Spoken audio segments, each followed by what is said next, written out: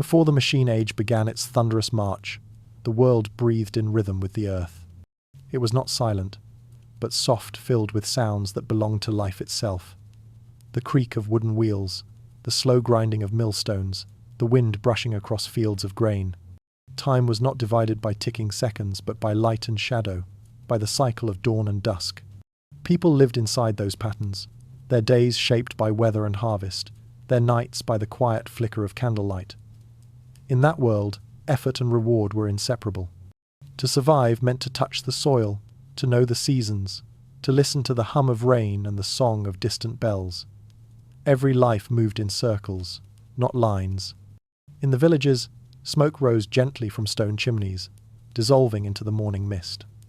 Inside small homes, hands spun wool, mended tools, kneaded bread. The scent of firewood and grain hung in the air. There was fatigue, but it was familiar, a weight that came with purpose. Each gesture was part of a rhythm older than memory. When a wheel turned, it did so with patience. When a blade was sharpened, it carried the memory of countless others before it. Nothing felt rushed, because nothing could be. The world allowed no shortcuts, and time was still a generous companion. The great cities that would later roar with engines were, for now, little more than gathering places of stone and smoke. Beyond their walls stretched farmlands and forests so vast that silence could swallow a man whole. The road from one town to the next could take days, and travellers often moved in groups, not for company, but for survival. The nights belonged to the unseen, the whispering woods, the flicker of lanterns, the slow turning of constellations that had watched humanity for ages. There was awe in that slowness.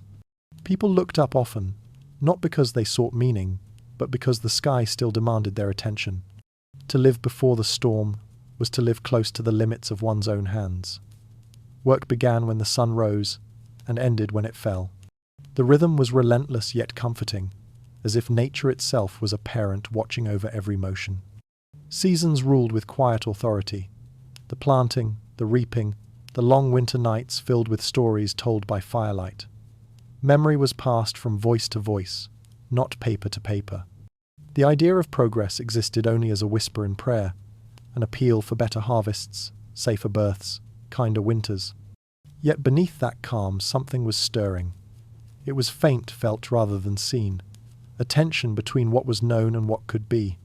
The blacksmith felt it in the metal he shaped, the scholar in his ink-stained pages, the sailor in the wind that pulled his ship beyond familiar horizons. It was curiosity, the oldest of all awakenings. And though most never named it, it moved quietly among them, as if the earth itself was dreaming of something new. Life, in its simplicity, held a profound equilibrium. Every task, though small, had meaning. A mother weaving cloth was not only making garments, but continuing an unbroken thread of survival. A shepherd watching his flock was guarding generations of trust. The economy of the world was built on endurance and repetition. People repaired what broke, shared what little they had, and found beauty in the predictable. The slowness itself was a form of wisdom, one that taught patience, humility, and the art of waiting. Even kings and clergy, bound by power and prayer, could not escape this tempo. Royal courts glimmered with candlelight and ceremony, but their world too was tethered to the cycle of the land. A poor harvest humbled even the crown. A long winter silenced ambition. Gold and faith might decorate life, but they could not quicken it. In this stillness, power moved slowly, and change took generations to be felt. Imagine walking through such a world at twilight. The last embers of daylight fade, and distant voices drift from a nearby tavern. A wheelwright locks his workshop, the iron smell of tools lingering in the air. Horses snort softly as they are led to rest. Somewhere, a church bell tolls, its echo dissolving into the fog. Nothing demands your attention, and yet everything feels alive. The air, the soil, the steady pulse beneath your feet. In this quiet, one can sense both the weight and the peace of a time when the world was not yet awake. But there were cracks in the calm. In the flicker of candlelight, minds began to wander beyond survival.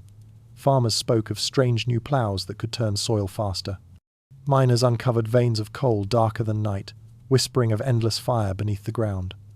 Travelers returned with tales of distant lands where machines could weave or pump water without human touch. At first, such stories were dismissed dreams, illusions, or blasphemies. Yet they spread, quietly, like smoke curling beneath a closed door. For centuries, humanity had moved in rhythm with nature. But now, a different rhythm was forming, a faster one, impatient and unstoppable.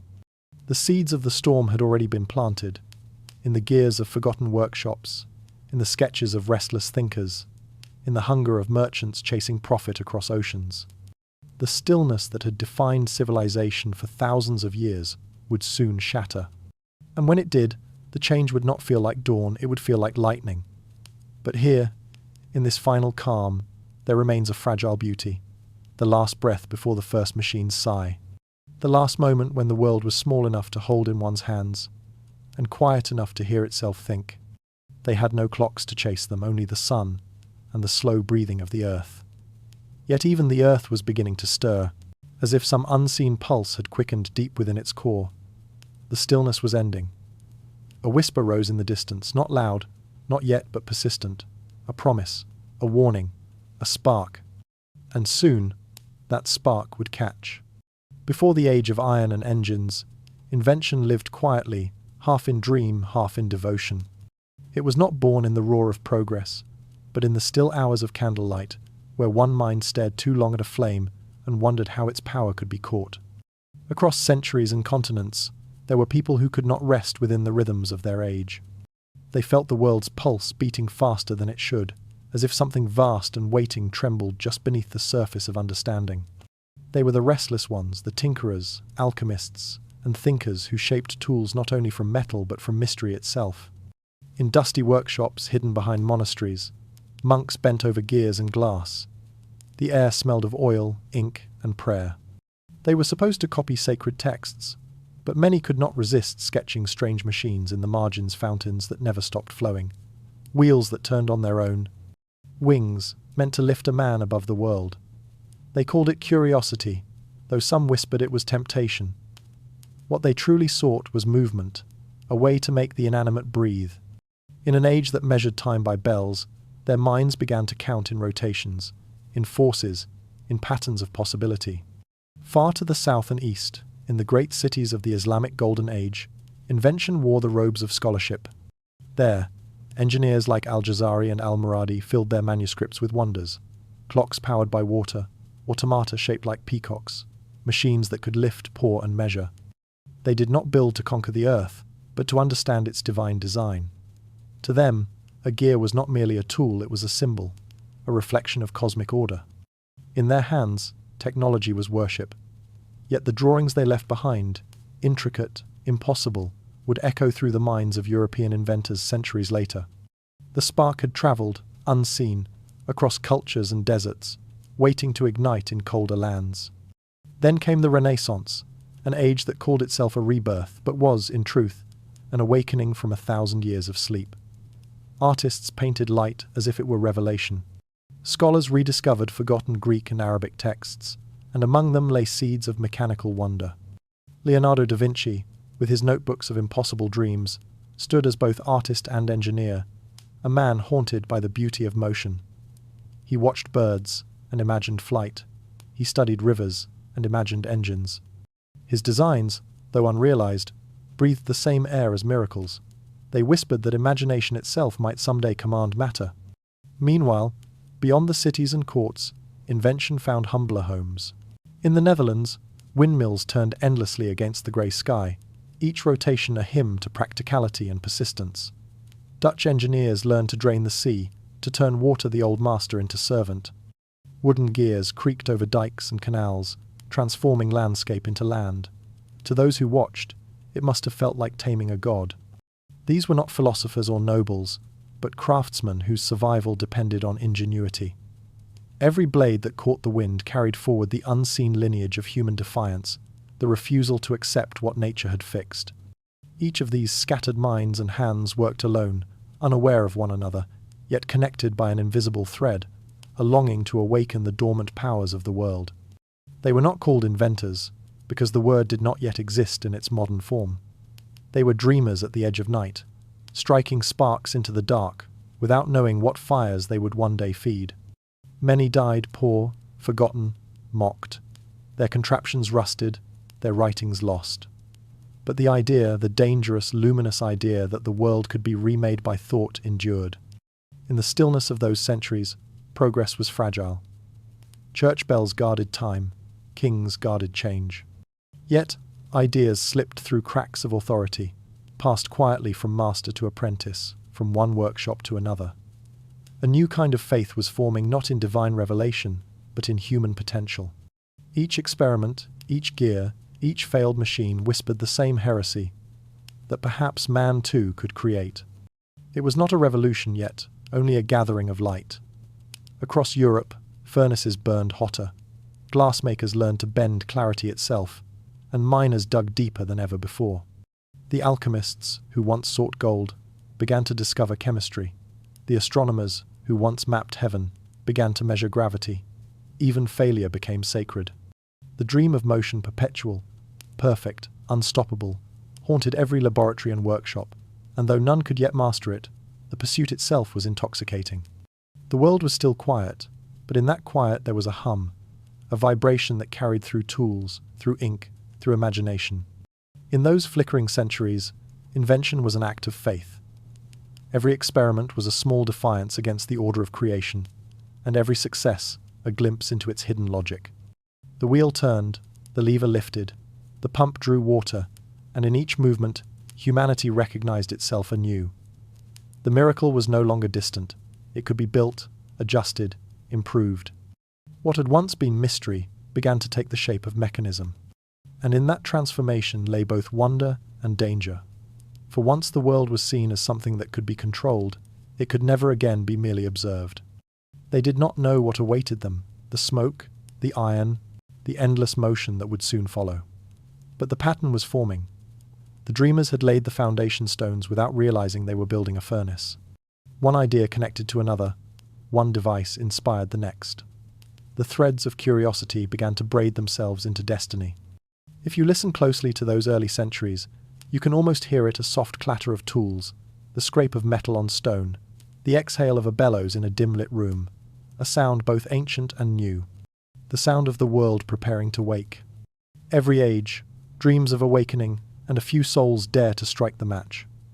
Their sparks burned quietly through time, lighting the path for the storms to come. Soon, those distant lights would gather into flame, and when they did, the world would never sleep again. In one corner of a quiet island, the earth began to boil. What had long lain dormant beneath its green hills was stirring coal veins glimmering like black rivers, iron waiting to be freed from stone. Britain in the 18th century was not yet the empire it would become. It was small, damp, and unassuming, a land of fog and fields. But beneath the drizzle and the moss, something ancient had been waiting. The soil itself was restless. Every strike of a pickaxe seemed to echo deeper than it should, as if the land were responding, awakening. Villages clustered around mines that sank like wounds into the earth. Men descended into darkness with little more than candles and courage, their lungs filled with dust, their faces painted in soot. They dug not for gold or jewels, but for the black stone that burned hotter than firewood coal, the sleeping heart of the new world. Each cart that rose to the surface carried more than fuel. It carried the future. The sound of hammers and hooves, once humble and rhythmic, grew into a kind of music, the first notes of the industrial age. The rivers, too, began to change. Once gentle and winding, they were now carved into channels of ambition. Barges groaned under the weight of ore and timber, drifting past villages that no longer recognized their own reflection in the water. The smell of burning coal mingled with wet soil and salt. Britain's waterways, fed by rain and tide, became its lifeblood. Where nature had shaped the land, now human hands reshaped it in return. Canals stretched like veins, joining the scattered organs of industry into a living body. Iron bridges rose across them, elegant and defiant, the first bones of a new creation. But why here, and why now? Geography had given Britain its fortune, but restlessness gave it purpose. It was an island, surrounded by sea, yet hungry for expansion. Its people, confined by borders of water, learned early to look outward across oceans, across possibility. Trade had filled its ports with whispers of invention. Dutch windmills, Venetian glass, Chinese porcelain, and strange new ideas carried by travellers who spoke of steam and power. The British mind became a crucible curiosity, melting into ambition. In small workshops and taverns, minds sparked like flint. Artisans tinkered by lamplight, turning wheels and gears with the precision of prayer. A watchmaker in London adjusted the balance spring that would one day guide machines. A blacksmith in Birmingham shaped steel that sang when struck. Inventors gathered not in palaces but in coffeehouses, places thick with smoke, debate, and wonder. It was there that tradesmen and philosophers met as equals, their ideas colliding like thunder. They called themselves the Lunar Society, a brotherhood of restless thinkers who met under the full moon to speak of science, society, and the machinery of destiny. The nation's stability fed its boldness. Britain's politics, for all their turmoil, allowed an unusual freedom property could be owned, patents filed, and knowledge shared. In an age when power elsewhere belonged to monarchs and priests, Britain gave its dreamers a strange gift: permission.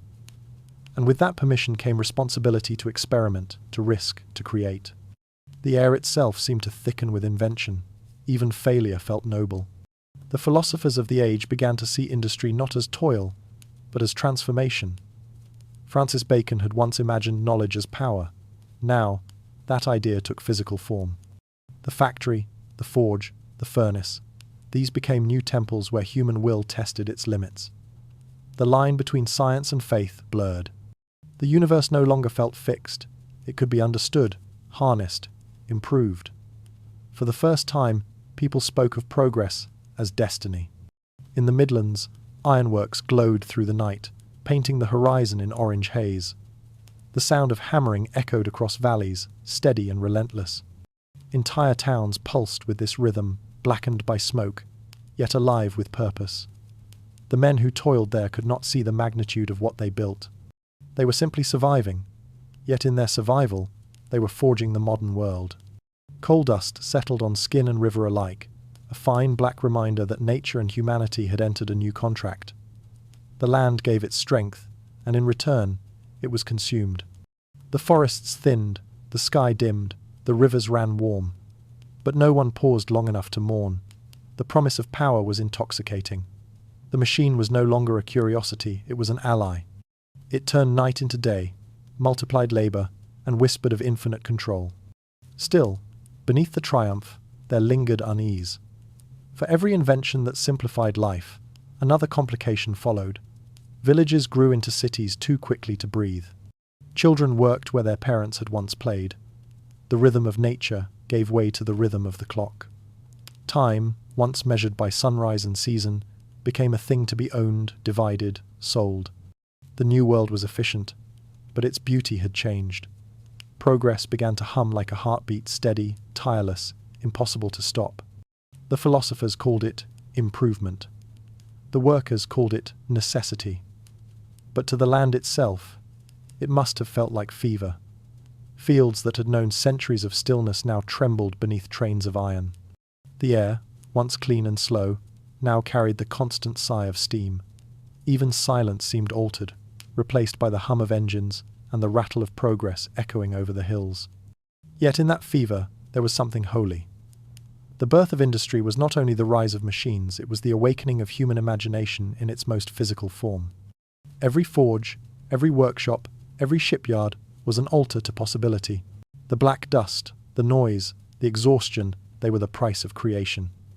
It was messy, imperfect, and irreversible. Standing at the edge of a coal pit, or watching the glow of molten iron, one might have felt awe rather than despair. It was as if the island itself had become alive, breathing through its furnaces, dreaming through its machines. The heartbeat of humanity and the heartbeat of the earth had become one. And in that moment, that delicate balance between wonder and ruin, the modern age found its beginning.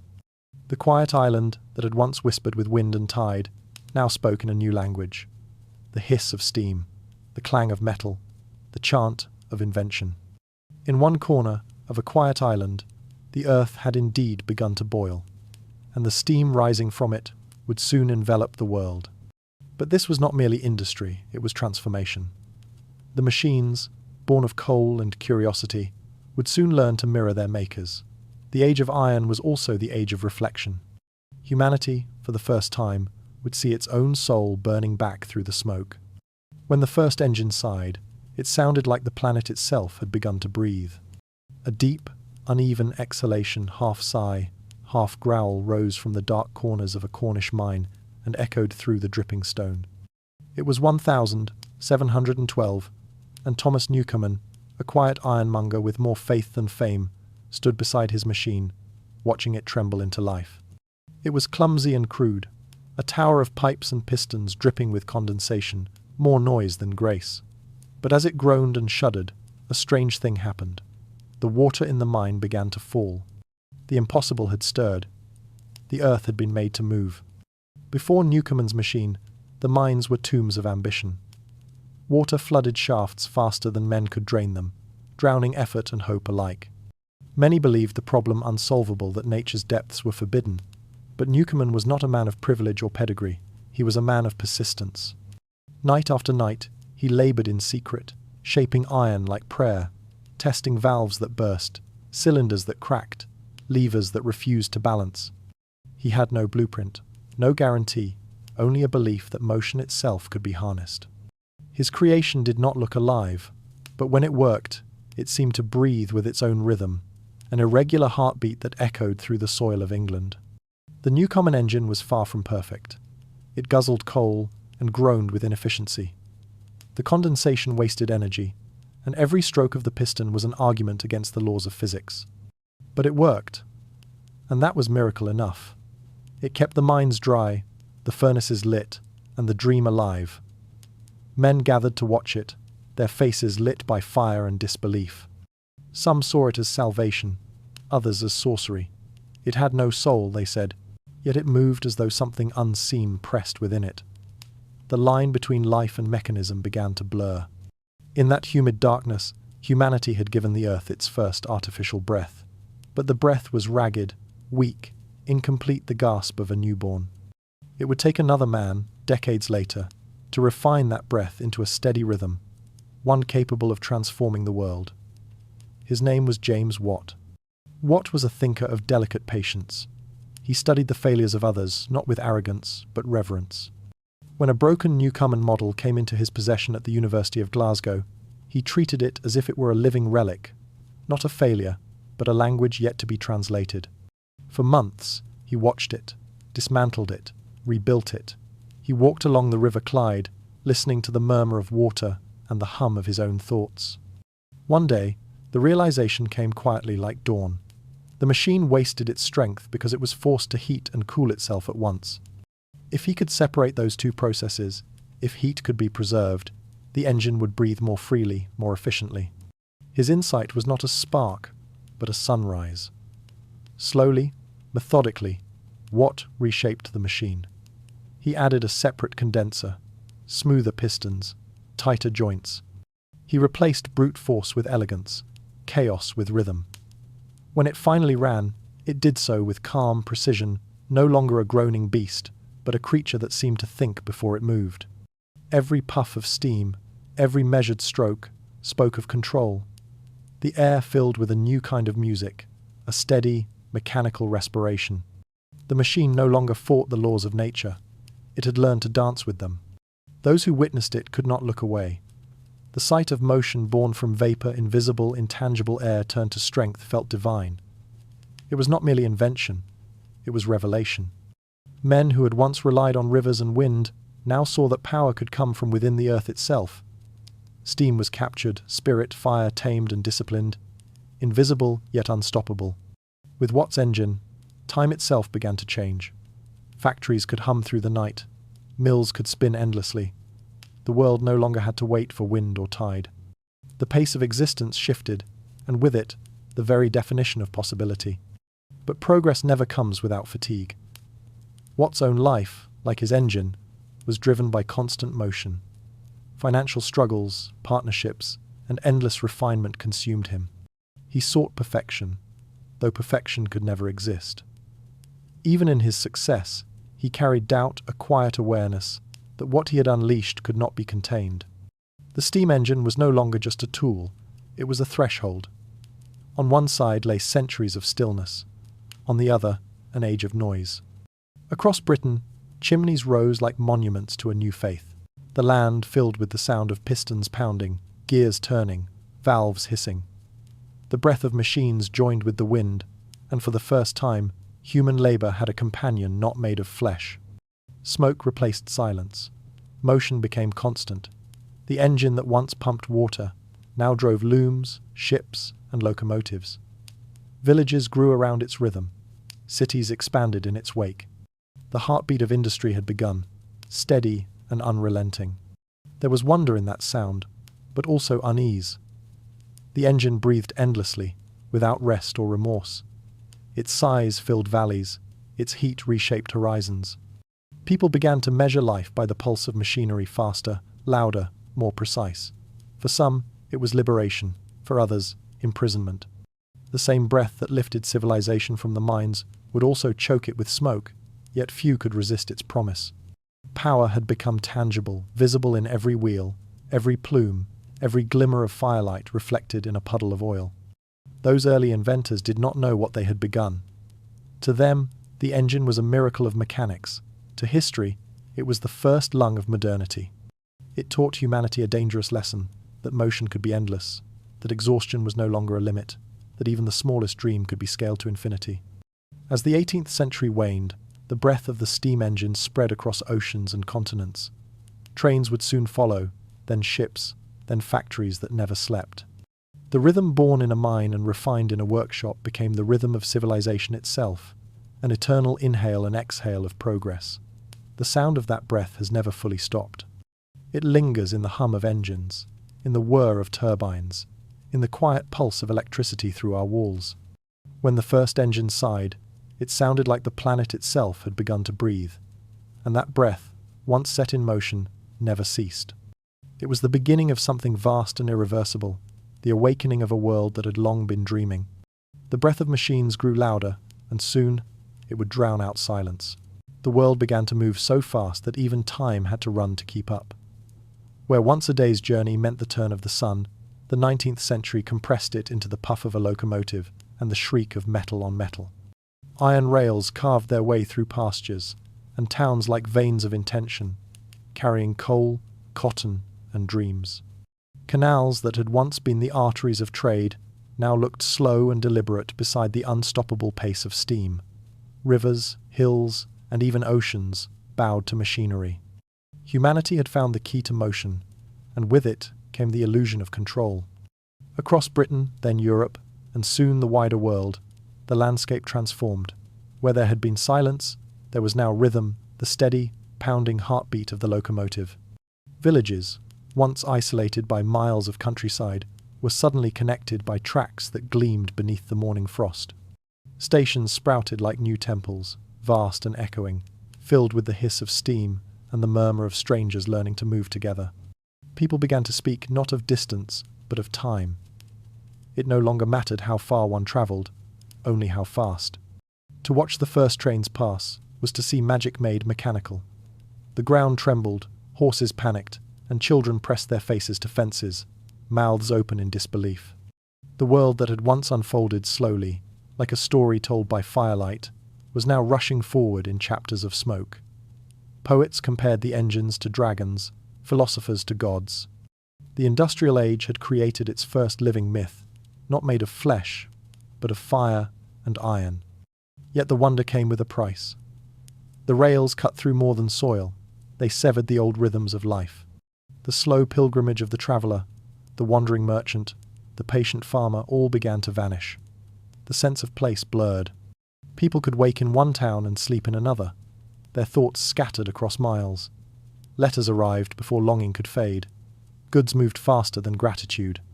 The pace of existence, once measured by heartbeat and harvest, began to hum in metal tones. Time itself, that ancient companion, was no longer a horizon but a schedule. Empires, too, found their arteries. Canals and railways became instruments of power, binding colonies to capitals, resources to rulers. The same engines that carried families to seaside holidays also carried soldiers to war. Steamships crossed oceans, where sails once hesitated, turning the unpredictable winds of nature into dependable routes of commerce. The world shrank, but its shadows grew longer.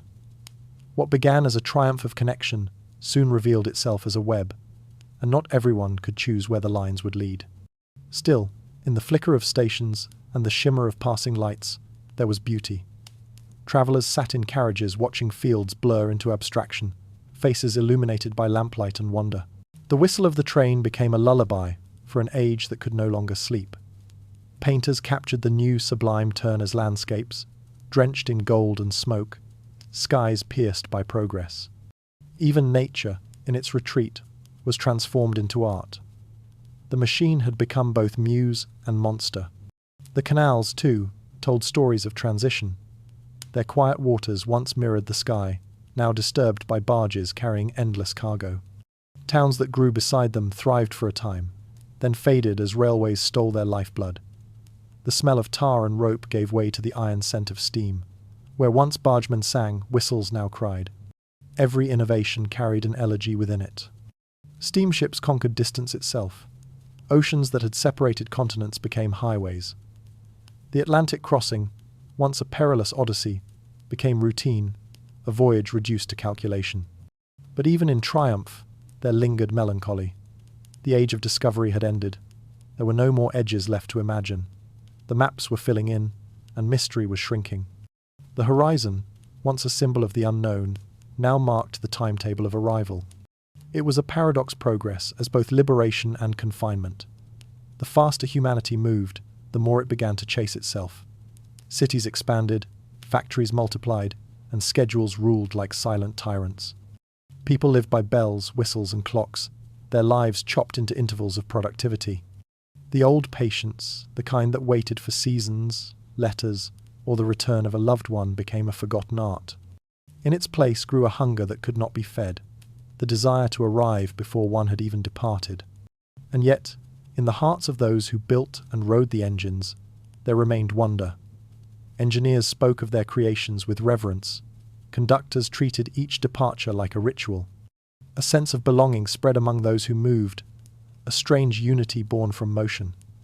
The world was no longer a patchwork of isolated lives, but a continuous thread of noise and connection. Every whistle across the night sky reminded humanity that it was no longer standing still. But something quieter was being lost. The intimacy of slowness, the value of waiting, the deep awareness of place, these began to fade. The forests through which trains passed grew thinner, their silence drowned by wheels. Animals fled deeper into shadow. Churches that once stood at the center of still towns now looked out at rails instead of fields.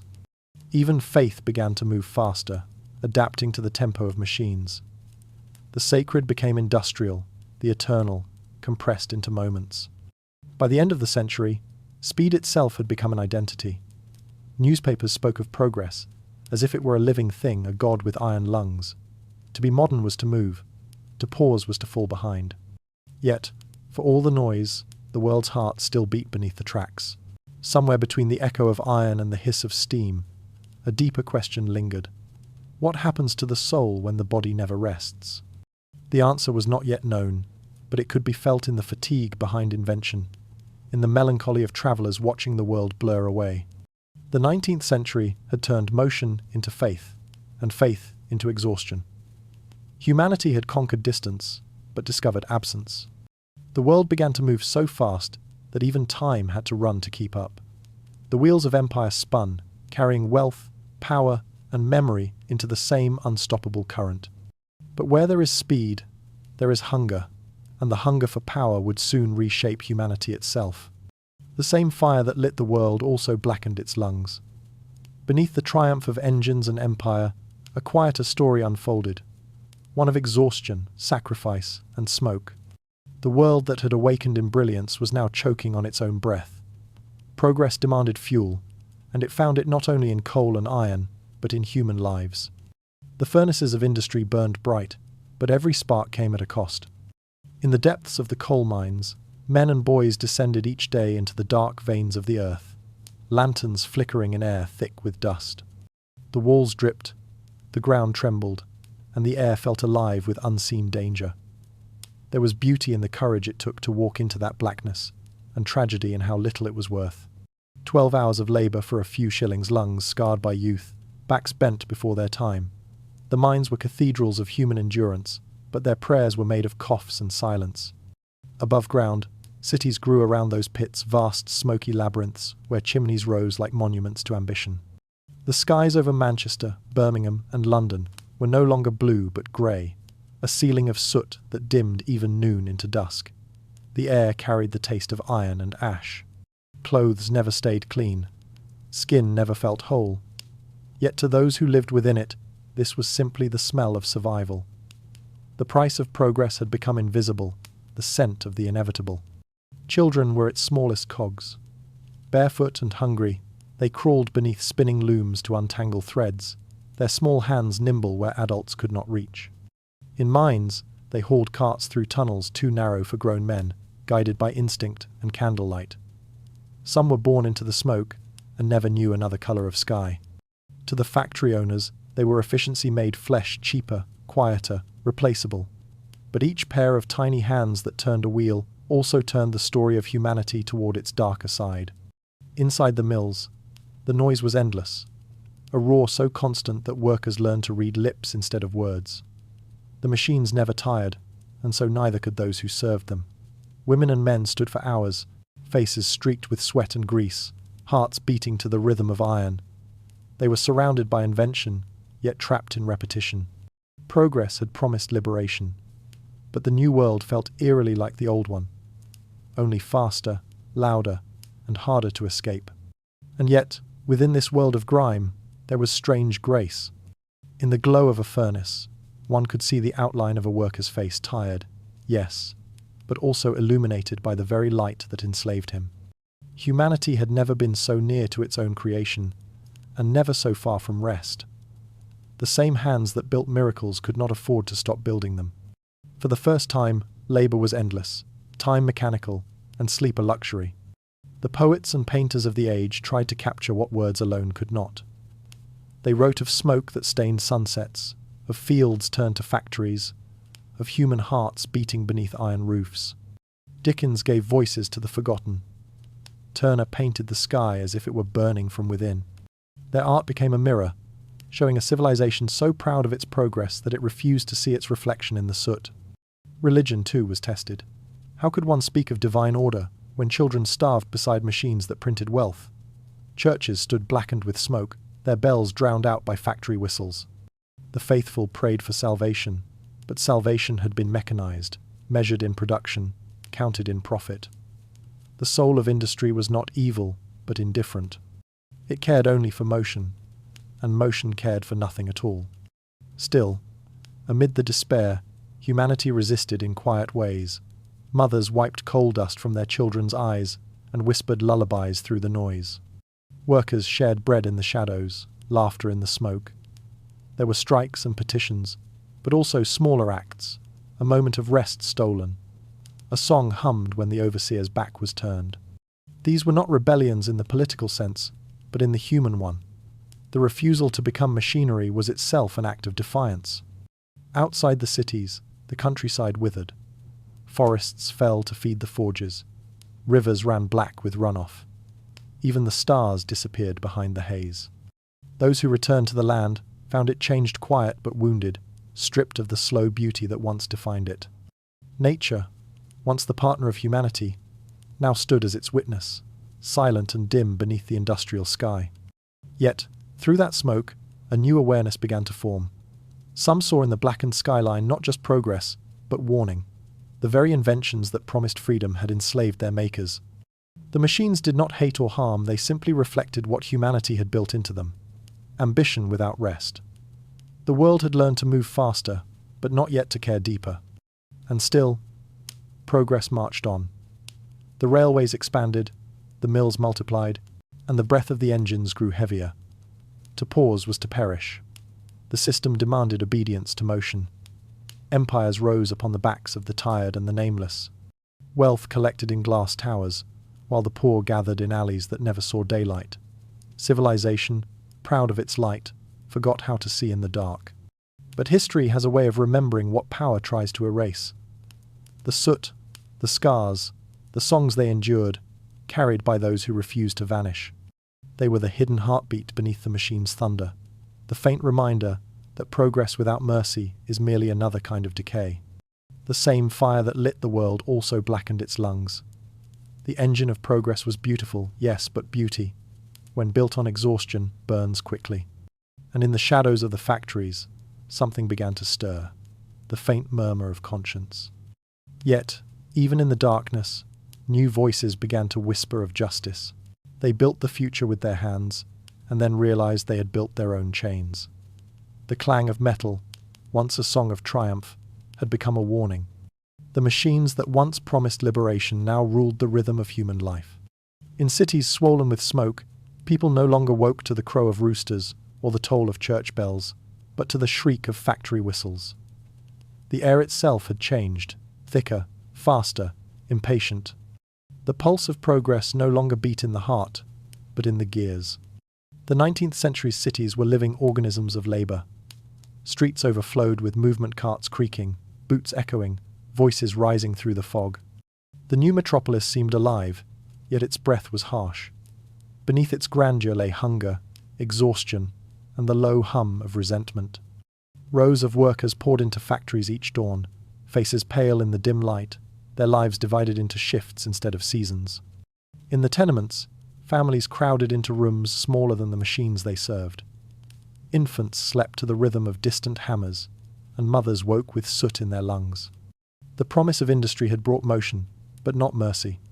And yet, somewhere within that exhaustion, something began to stir, a flicker of awareness, faint but growing. People began to see that the world they were building did not belong to them.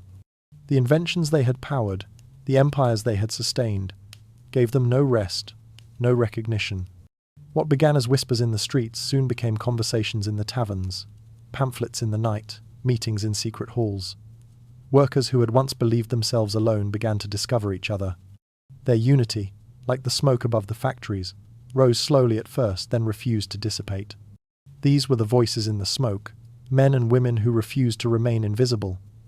They did not have power, but they had presence, a presence that unsettled the comfortable. Their defiance did not roar like rebellion at first. It sighed, softly but persistently, through the worn lungs of labourers and the careful pens of reformers.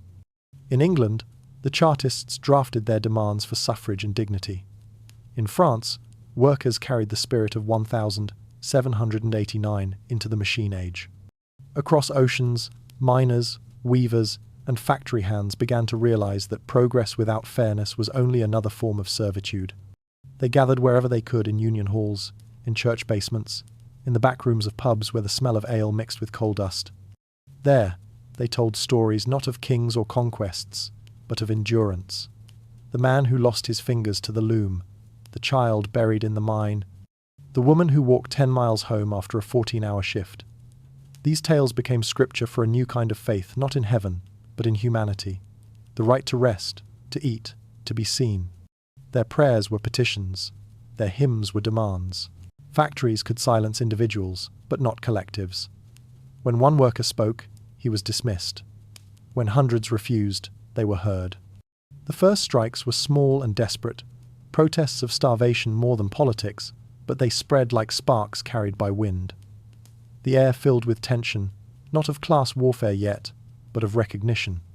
Those who laboured had begun to understand that they were the true machinery of civilization. Without their hands, nothing moved. Without their breath, the furnaces cooled. The wealthy looked down from their glass offices and saw chaos. The workers looked up through smoke and saw awakening. For centuries, obedience had been virtue. Now, defiance was survival. They began to write their own vocabulary: union, solidarity, rights. The language of industry, once cold and mechanical, became human again. Reformers emerged strange hybrids of philosopher and fighter. Some came from the workers themselves, carrying scars as credentials. Others from the educated class, drawn by conscience or curiosity. Together, they gave structure to the cries of the streets. Robert Owen imagined utopian mills where labour and compassion could coexist. Karl Marx turned the soot and struggle into theory, arguing that history itself was written in the tension between those who owned and those who toiled. Florence Nightingale, Charles Dickens, and countless others carried these voices into literature and law. But it was not just politics, it was emotion. The working class discovered its own art, its own music, its own poetry. Folk songs once about harvest and love now spoke of hunger and hope. The rhythm of the machines became the rhythm of protest, their beats echoing through chants and marches.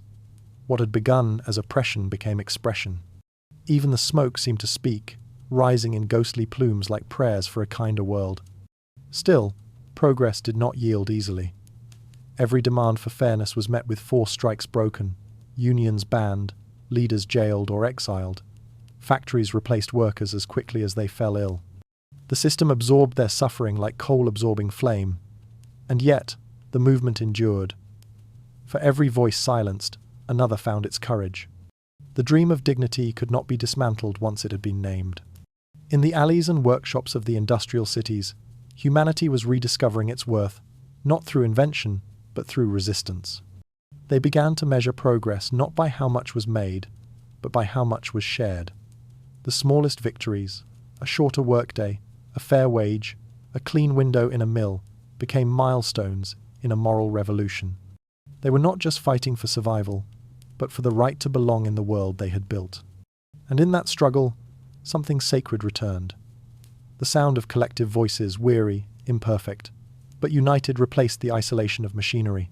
For the first time since the dawn of the industrial age, humanity could hear itself again.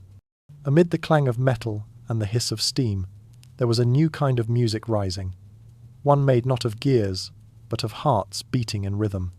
They built the future with their hands, but now they were learning to reclaim it with their voices.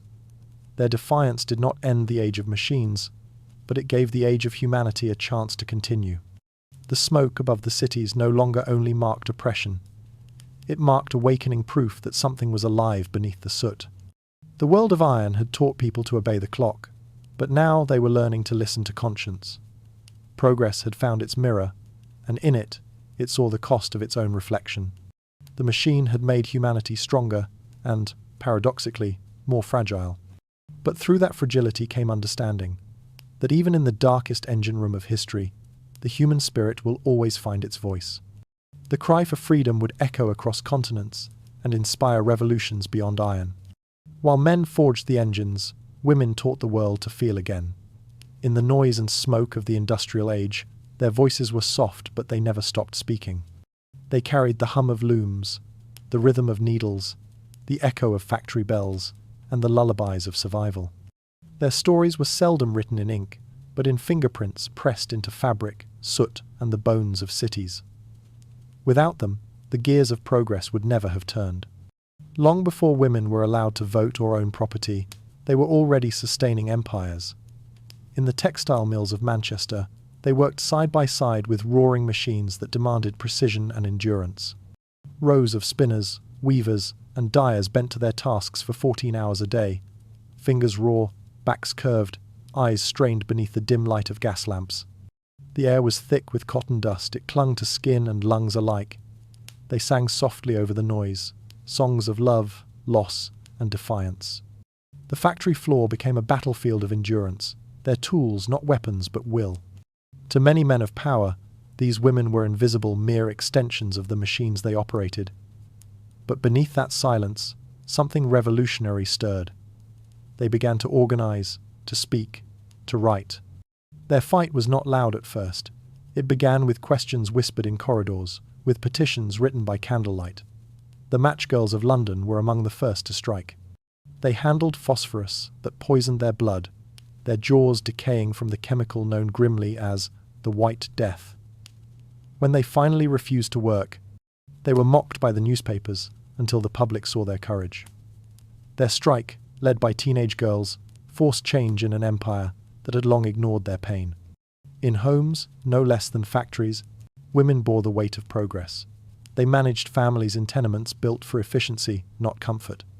They raised children while working, cooked over fires that never truly warmed, and endured the absence of husbands swallowed by mines and mills. They created stability out of chaos in visible architecture that held the modern world together. Every loaf baked, every wound dressed, every letter written was part of an unspoken revolution. But not all their battles were fought with calloused hands. Some wielded pens instead of shuttles, turning literature into resistance. Mary Wollstonecraft's A Vindication of the Rights of Woman struck the intellectual world like a spark against flint. Elizabeth Gaskell wrote of mill towns and moral decay, threading empathy through realism. The Bronte sisters wove rebellion into their pages, creating heroines who refused to remain confined. Even Florence Nightingale, with her lamp and ledger, fought with both compassion and data, proving that care could be as transformative as invention. These women were not only reacting to progress, they were redefining it. Education, once considered unnecessary for women, became their quiet weapon. Sunday schools, night classes, and charitable institutions began to open their doors. Literacy spread among working women, and with it came awareness of rights, of history, of possibility. To read was to awaken, to write was to claim existence. Letters began to circulate, diaries to be kept, speeches to be written. The private sphere, long dismissed as domestic, became political. Through words, they forged unity. Through unity, they forged change. Still, society resisted. Laws lagged behind conscience. Women earned half the wages of men, were denied entry to most professions, and were often fired for speaking out. Those who dared to organize were called hysterical, immoral, or worse. Yet the more they were silenced, the stronger their cause became. Each humiliation, each dismissal, each injury was a seed planted in the soil of future reform. The suffrage movements of the late 19th century did not emerge from parlours and drawing rooms alone. They grew from the mills, the streets, the smoke. The women who chained themselves to gates or marched through jeering crowds had once cleaned the floors of those same factories. Their strength was inherited from generations who had learned to survive exhaustion without surrender. When Emmeline Pankhurst cried, "Deeds, not words," she was speaking for centuries of women who had already acted every time they lifted a child, mended a wound, or endured another endless shift. And yet, not all victories came through confrontation. Many came through compassion, the steady insistence that progress must have a heart. Women brought new values into the industrial landscape: care, empathy, and community. In hospitals, they tended to those crushed by machines. In schools, they taught the children who would one day inherit the future. In unions, they insisted that labour was not only strength but humanity. They reminded the age of steel that it still possessed a soul. There was poetry even in their persistence. The washerwoman who scrubbed clothes in cold water before dawn was not only cleaning fabric but preserving dignity. The seamstress stitching garments for strangers was sewing her own story into history's seams. Their work, so often dismissed as ordinary, was the pulse that kept civilization alive. When the world grew too loud, they whispered, and their whispers became the rhythm of reform. As the century turned, the effects of their struggle began to bloom. Laws slowly shifted, limits on working hours, safety standards, education reforms. Newspapers that once mocked female voices now published their essays. Factories that once consumed them began to employ them as overseers and clerks. The idea that women were only caretakers faded as the truth became undeniable. They were builders too, not of machines, but of meaning.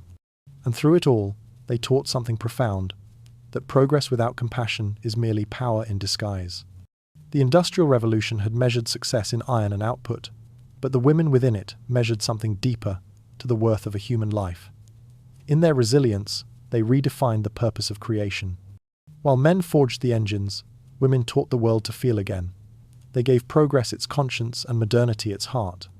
The smoke of the factories may have dimmed their names, but it could not erase their light. Every act of fairness, every moment of empathy in the centuries that followed, carries the echo of their endurance. As equality awakened, so too did imagination, and the arts began to sing in steel. Even in the roar of iron, humanity kept listening for music. The 19th century was not only an age of invention, it was an age of contradiction. The world was filling with smoke and noise, yet within that chaos, artists and poets began to listen differently. They heard rhythm in the machinery, harmony in the hammer's strike, and tragedy in the whistle of the train. The Industrial Revolution had not only transformed landscapes, it had transformed perception. Beauty, once the language of nature and faith, was now forced to coexist with fire, soot, and steel. Painters, poets, and dreamers felt the world shifting beneath their feet. The pastoral serenity of old England fields, cottages, and wandering streams was vanishing beneath chimneys and bridges. But instead of turning away, some artists looked directly into the smoke. They saw something terrible, yes, but also sublime. In the storms of progress, they glimpsed new kinds of light, fierce, unnatural, alive. J. M. W. Turner painted these visions with trembling intensity. Skies of gold and fire, trains blazing across the countryside like mythic creatures. His canvases burned with motion. Where others saw destruction, Turner saw revelation, a new element, born of steam and storm. William Blake, decades earlier, had already warned of what was coming. His dark, satanic mills were not just factories. They were symbols of a spiritual wound, the desecration of innocence, imagination, and the sacred bond between man and nature. Yet Blake's defiance was also luminous. He believed that art could still see what machines could not, the infinite. To him, every child's dream, every spark of creativity, was a form of resistance, a reminder that humanity's true power lay not in production, but perception. The Romantics who followed him, Wordsworth, Coleridge, Shelley, tried to reconcile the new world with the old. They wrote of rivers turned to mirrors, of cities that glowed like furnaces, of hearts that yearned for silence amid the machinery's hum. Percy Shelley's Ode to the West Wind read like a prophecy, a hymn to both destruction and rebirth. If winter comes, can spring be far behind? He asked. And though he wrote of seasons, the question felt larger. Could progress, too, contain renewal? Could the fire that burned the sky also ignite the soul? Every artist wrestled with the same paradox. The world had become louder, yet its longing for meaning had deepened. Music halls filled with new compositions, inspired by motion symphonies that mimicked the rhythm of locomotives, the pulse of factories, the tempo of cities. Writers began to describe the world in terms of energy, not stillness. The poet's pen became a conductor of power, echoing the vibrations of the age. But art was not blind to the suffering that came with progress. Dickens captured the grime and cruelty of London's underbelly. Elizabeth Barrett Browning wrote of child labour and broken dreams. Thomas Hood's The Song of the Shirt turned a seamstress's sorrow into an anthem of compassion. These were not just works of observation, they were works of conscience. The artist saw what the industrialists could not, that behind every machine stood a human body, and behind every invention, a heart capable of pain. Even the painters, often dismissed as observers of beauty, began to reveal the melancholy beneath modernity. John Constable's clouds drifted over landscapes, already losing their innocence. The Pre-Raphaelites, with their luminous colours and mythic subjects, tried to restore purity to a world choking on smoke. Their art was rebellion through beauty, an attempt to remind humanity of tenderness in an age of hardness. And yet, not all artists mourned. Some embraced the machine as muse. They saw in the symmetry of gears and the precision of steel a new kind of elegance. The engineer became a kind of sculptor, and the architect, a poet in iron. Bridges, railways, and glass houses became the cathedrals of the modern world. The Crystal Palace, shimmering, transparent, vast, seemed to promise that even metal could aspire to light. The very structures that once frightened poets began to inspire them. Humanity, they realized, was not losing beauty, it was merely changing its form. In this strange union between progress and poetry, art became the conscience of the machine. It asked the questions that invention could not. What is gained when motion replaces memory? What is lost when silence disappears? What happens to the soul when even the stars are dimmed by smoke? The artists of the industrial age did not have answers, but they kept asking, and in doing so, they preserved something vital. Every brushstroke, every verse, was an act of remembrance. Even Turner's violent skies carried tenderness.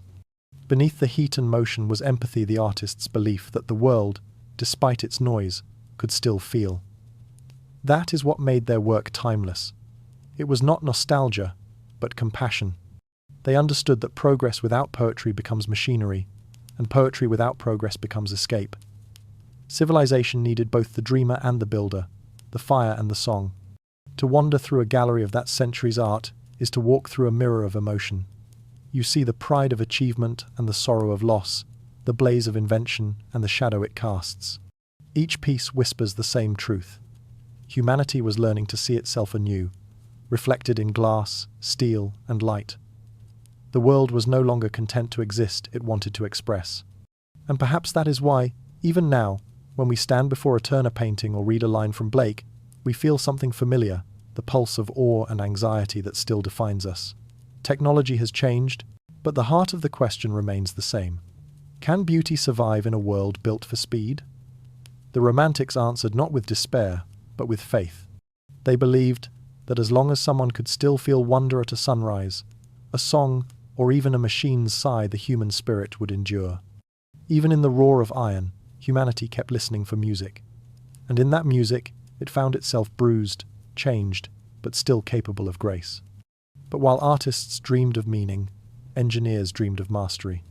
They sought perfection, and found themselves building gods. What began as the simple desire to make life easier, slowly transformed into a hunger for flawlessness. The first factories had been chaotic, noisy, inefficient, improvised. But by the late 19th century, something had changed. The machine was no longer merely a tool. It had become a model for existence. Every lever, gear, and bolt embodied a new ideal, that motion could be made pure, that effort could be measured, that the messy pulse of life could be refined into precision. Humanity, tired of imperfection, began to dream of order. Inside the iron walls of the factory, time itself was remade. Every second was counted, every movement studied. The great engineers of the age no longer saw themselves as inventors, but as architects of a new kind of harmony, one where the human body was just another mechanism to be improved. Frederick Winslow Taylor, the father of scientific management, watched workers with a stopwatch in hand, dissecting their gestures into fractions of efficiency. It was the birth of optimization, the first whisper of the algorithmic world to come. Labor became performance, rhythm became rule. The machine did not adapt to man, man adapted to the machine. Factories grew into temples of precision. Their interiors gleamed with symmetry, each conveyor belt a hymn to repetition. Perfection was no longer abstract. It could be measured in output, in profit, in speed. The craftsman, who once shaped each object with care, was replaced by systems that demanded uniformity. A chair, a shoe, a bolt of cloth, all identical, all flawless, all soulless. The dream of perfection had devoured difference. But in that precision, there was something hypnotic, even divine. The engineers spoke in the language of creation. Henry Ford's assembly lines did not just build cars, they built an ideology. He once said that every object could be reduced to its simplest motion, every task to its purest form. His factories ran like clockwork, relentless and serene, each worker a single gear in a greater mechanism. Efficiency had become faith. It promised a world without waste, without hesitation, without error. To many, that promise sounded like salvation. Yet beneath that faith was fear. The closer the world came to mechanical perfection, the more it began to question what it was losing. The human mind, unlike the machine, was flawed, impulsive, emotional, inconsistent. These qualities, once seen as weaknesses, were now inefficiencies to be corrected. Schools began to mirror factories. Workers were trained not to think, but to comply. The rhythm of industry became the rhythm of civilization. Clocks ruled sleep, schedules ruled life. The heartbeat of the world had been standardized. But the dream of perfection never stops at satisfaction. It always hungers for more. Soon, the builders of engines turned their attention inward, from machines of labor to machines of thought. If steam could imitate strength, could electricity imitate intelligence? The question was not new. Its roots reached back to the 18th century automata, delicate metal birds that sang, dolls that wrote, figures that mimicked life. Those curiosities had once been toys of wonder. Now, they became blueprints for ambition. Charles Babbage, the mathematician who dreamed of the analytical engine, imagined a machine that could think in numbers, reason in sequence, and never err. His collaborator, Ada Lovelace, saw further still, she understood that the machine could, in theory, process not only calculation, but imagination. She wrote that such an engine might compose elaborate and scientific pieces of music.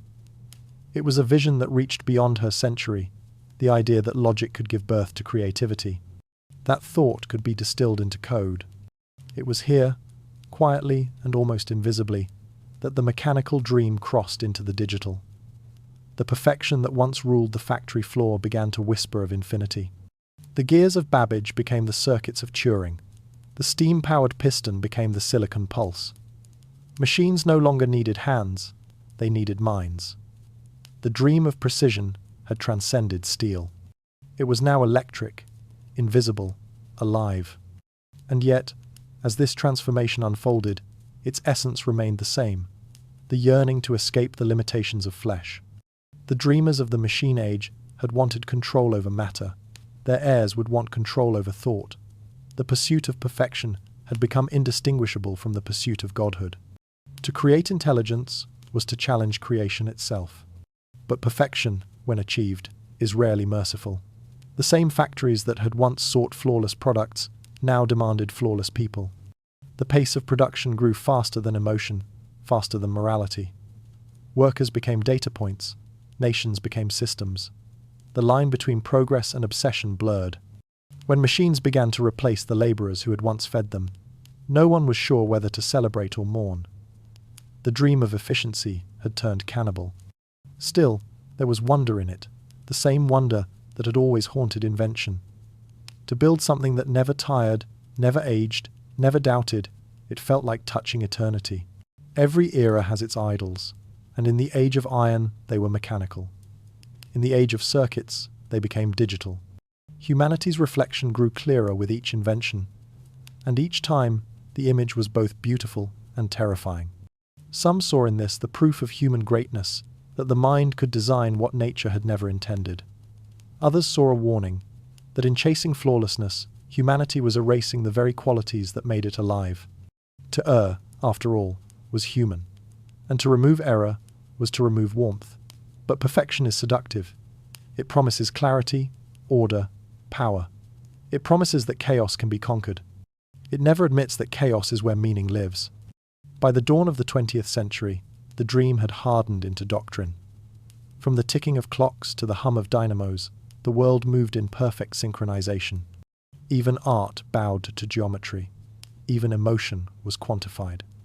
The machine was no longer outside humanity. It had entered its imagination. People began to think like engines, speak like systems, live like programs. Progress, once a path, had become a loop. They sought perfection and found themselves building gods. Not the gods of myth and mercy, but gods of precision and patience, infinite, unblinking, unfeeling.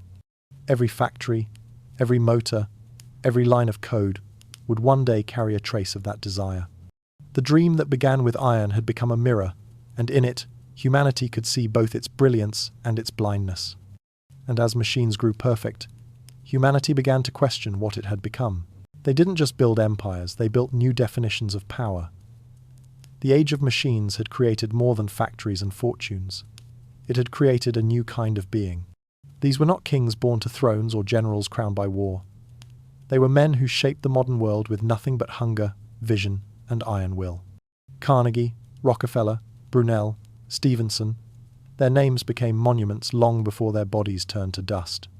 But beneath their triumphs lay a deeper story, one of obsession, isolation, and the quiet terror of never being satisfied.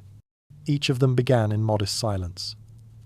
Isambard Kingdom Brunel, the engineer with a name that sounded like prophecy, built his legend from mud and steel. He was small in stature, but immense in conviction. A man who seemed perpetually wrestling with the impossible. Bridges that defied rivers, ships that defied oceans, tunnels that bored through the earth itself. To Brunel, failure was not a barrier, but a necessary companion. He often worked until collapse, coughing blood from exhaustion, sketching designs, even as he lay in recovery. His creations were not mere structures. They were declarations, proof that humanity could rival nature itself. There was something divine in his madness, and something tragic in his devotion. He never built to please or to profit. He built to endure. Each rivet and beam was an argument against mortality. And yet, for all his genius, Brunel was haunted by limits, budgets, bureaucracy, and time. He would die before his greatest ship, the Great Eastern, ever truly sailed. Its vast hull, meant to unite continents, became a floating metaphor for ambition that exceeded understanding. To this day, it is hard to tell whether he conquered the age or became its most brilliant victim. George Stephenson, by contrast, was a quieter titan, a man of the earth who taught himself to read by candlelight after long shifts in the mines. His genius was practical, his imagination grounded in the soil of necessity. When he built the first successful steam railway, it was not art but utility that drove him. Yet there was poetry in his simplicity. He saw in the locomotive not just a machine, but a force that could connect lives, families, and nations. His rocket was more than invention, it was motion incarnate. Watching it glide along the tracks, people felt they were witnessing time accelerate. Stephenson had turned the invisible desire of humanity to move faster, farther, freer, into steel and smoke. But not all who dreamed of power sought connection. Some sought control. Andrew Carnegie began as a poor Scottish boy in a textile mill, working long hours beside his father's loom. He never forgot the humiliation of poverty, and it became the fuel for his ascent. By his 40s, he commanded an empire of steel furnaces that burned day and night, consuming mountains and men alike. He believed himself a liberator of progress, and perhaps he was. His mills built the bones of modern civilization, bridges, skyscrapers, railroads. But for those who labored beneath his empire, progress felt like bondage. Carnegie preached generosity while crushing unions. He built libraries with one hand and broke strikes with the other. Yet, in the end, even his contradictions were human. He truly believed that wealth carried a moral duty, that the powerful must uplift the powerless. His philanthropy would reshape education and culture for generations. But there is a quiet tragedy in his legacy. He tried to use money to absolve himself of its cost. His factories had forged steel for an entire world, but they had also forged guilt. If Carnegie was the builder of civilization's bones, John D. Rockefeller was its bloodstream. Oil, dark, viscous, invisible, flowed through his veins like destiny. He mastered the art of empire not through invention, but through organization. To him, competition was chaos, and chaos was sin. He dreamed of order so absolute that even markets would obey him. His company, Standard Oil, became a labyrinth of control, pipelines, refineries, railroads, each one a vessel of power, each one bound by his will. Rockefeller prayed daily and donated fortunes to charity, yet his pursuit of dominance was near religious in its own right. He believed he was chosen not by divine right, but by divine efficiency. His calm smile, his deliberate gestures, masked an iron certainty that the world was meant to be tamed. And it was. By the time governments rose to challenge his monopoly, his shadow already stretched across continents. Even broken apart, his empire gave birth to new giants. Together, these men reshaped existence. They were not merely products of their time, they were the time. Their ambitions turned the industrial world from an experiment into an ecosystem. Their factories fed cities, their engines fueled empires, their fortunes birthed institutions. But their triumphs also defined a new loneliness. To live at that height meant to breathe rarefied air too thin for companionship, too cold for peace. Each of them, in his own way, sought immortality, and in doing so, touched something close to myth. They were both Prometheus and Icarus, stealing fire from the heavens, blinded by the brightness of their own making. They proved that humanity could rival gods, and also reminded us why gods are feared. For what they built was not only magnificent, it was monstrous. Their cities devoured land, their industries consumed generations. Progress, in their hands, was both miracle and curse. And yet, to condemn them would be to misunderstand them. They were not villains, only reflections, mirrors of the human condition magnified to empire scale. Ambition and blindness, brilliance and cruelty all intertwined. They did what the age demanded. They dreamed beyond reason, and they refused to stop. Civilization itself was their canvas, and they painted in steel.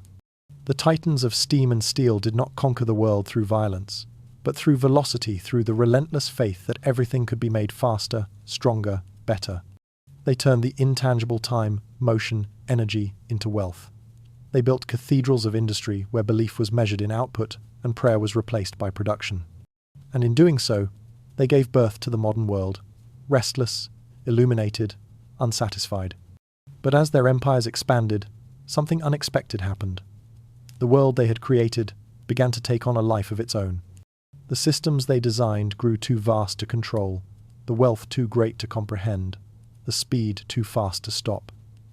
The machine no longer served its makers. It began to outgrow them. They didn't just build empires, they built new definitions of power. And like all power, it came with a cost. But the world they built began to outgrow its makers.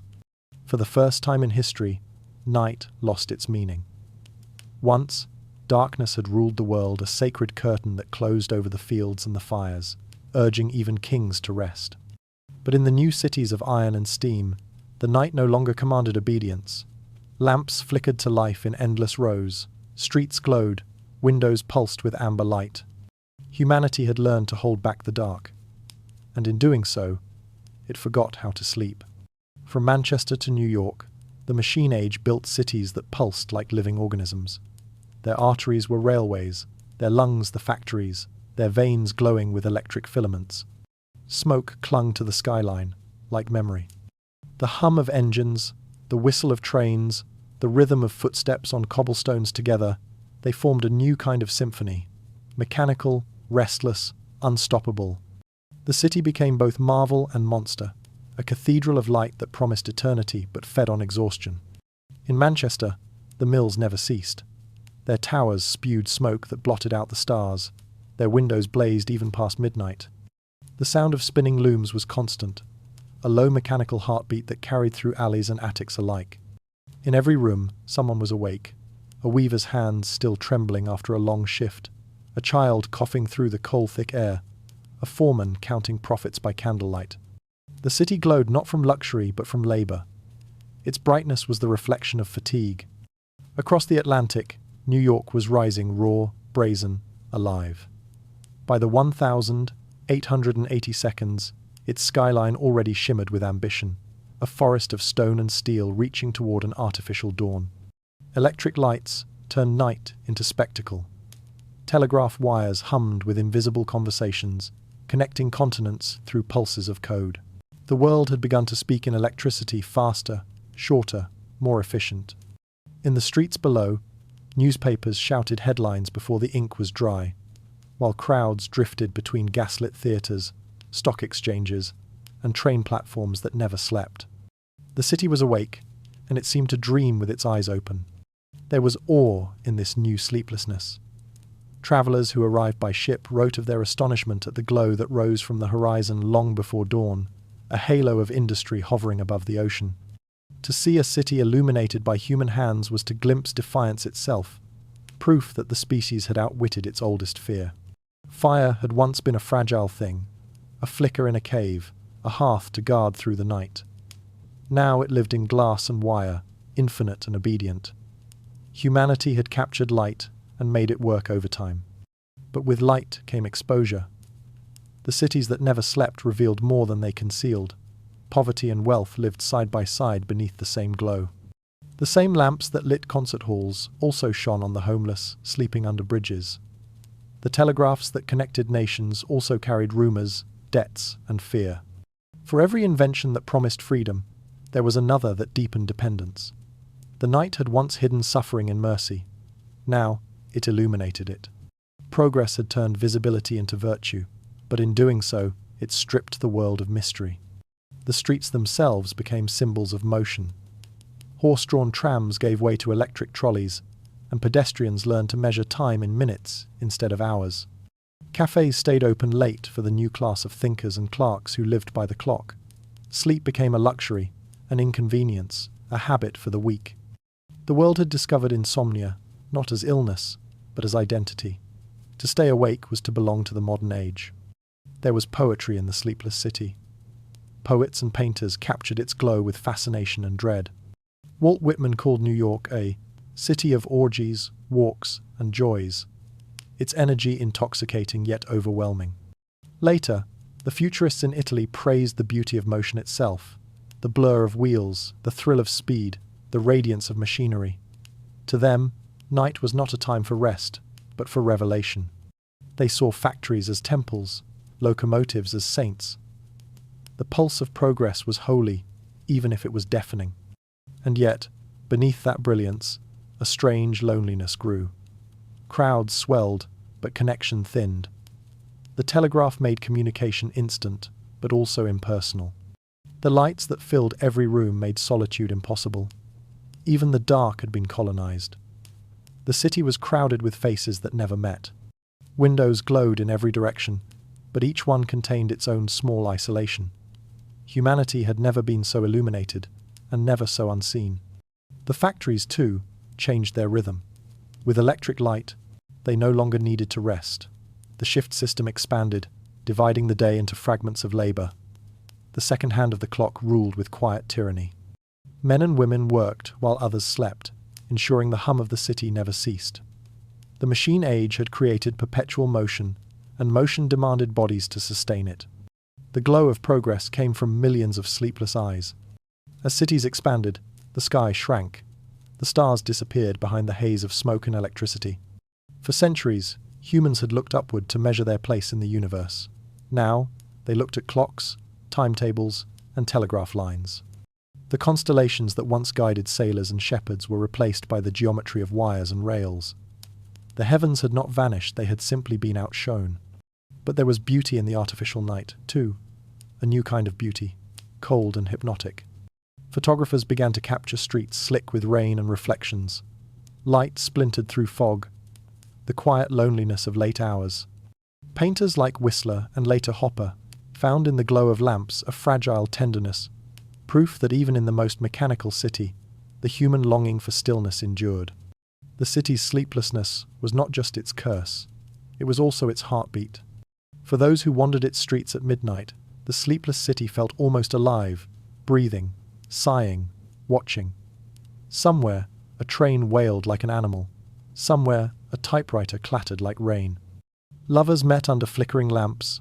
Workers trudged home beneath factory towers that never dimmed. The rhythm of night had changed, but not disappeared. It had merely become electric. And so humanity adapted. We learned to live with light that never rests, to measure our worth by our activity, to chase morning long before it arrives. In the sleepless city, every window is a confession, every lamp a reminder. We conquered darkness, but not fatigue. We turned night into day, but forgot why day ever needed to end. For the first time in history, night lost its meaning. The world had awakened dazzling, breathless, eternal. But awakening always comes with consequences. When the world learned to stay awake, it forgot how to dream. The cities that once glowed with wonder now shimmered with exhaustion. The light that had once promised liberation had become relentless, no longer guiding, but glaring. Smoke no longer drifted from chimneys in ribbons. It hung in the air like regret. The sky, once the canvas of poets and prophets, had turned to a dull and constant grey. Humanity had built a fire so bright that it could no longer see the stars. In the beginning, it had felt miraculous, the ability to banish night, to command energy at will, to make the world move ceaselessly. But the marvel had a price. Beneath the glitter of the new century, something inside began to fray. The cities were awake, yes, but not alive. Streets pulsed with movement, but not meaning. Factories thundered through the hours, trains crossed continents without pause, and even dreams began to resemble work. Progress had learned how to accelerate, but not how to rest. In this new sleepless age, exhaustion became invisible. It crept into the posture of the worker, the heartbeat of the city, the silence between telegraph clicks. People no longer spoke of fatigue, they wore it like weather. The same engines that had once promised freedom now demanded obedience. Life became an unbroken current of motion, a tide that carried everyone forward, whether they wished it or not. The word enough lost its meaning. Pollution darkened the rivers and the lungs of those who lived nearby. Children grew pale beneath factory skies, their laughter muffled by the hiss of steam. Forests vanished into fuel, oceans turned murky with runoff, and the air thickened with the residue of ambition. The price of light was shadow, and the world paid it willingly until it forgot that it had ever lived without it. Nature, once a partner in the dance of existence, had become the silent backdrop to humanity's fever dream. And yet, the deeper wound was not in the earth, but in the spirit. The human mind, stretched between machines and minutes, began to fragment. Workers could no longer hear their own thoughts above the roar of progress. Rest became guilt, stillness, failure. The industrial age had promised mastery over time, but in mastering it, humanity became enslaved to it. Clocks no longer measured life, they consumed it. Every tick was a command. The philosophers of the new century began to notice the change. Nietzsche warned of a world losing its soul to purpose without meaning. Marx saw alienation in the endless loop of production. Even artists, those eternal witnesses of the heart, began to paint not beauty, but exhaustion, figures staring blankly from windows, their faces pale in the electric glow. They sensed it first, that the noise of progress was beginning to sound like despair. It was not rebellion that people longed for, it was rest. But rest had become unthinkable. In a culture that worshipped movement, stillness felt dangerous. The worker who paused was lazy, the dreamer naive. The machine demanded not only strength, but surrender. In every nation, the same rhythm pulsed faster, louder, harder. The world had learned to turn without stopping, but no one remembered how to stop turning with it. In the heart of the cities, loneliness grew like ivy through the cracks of progress. Crowds filled the streets, yet isolation deepened. The telegraph connected continents, but not souls.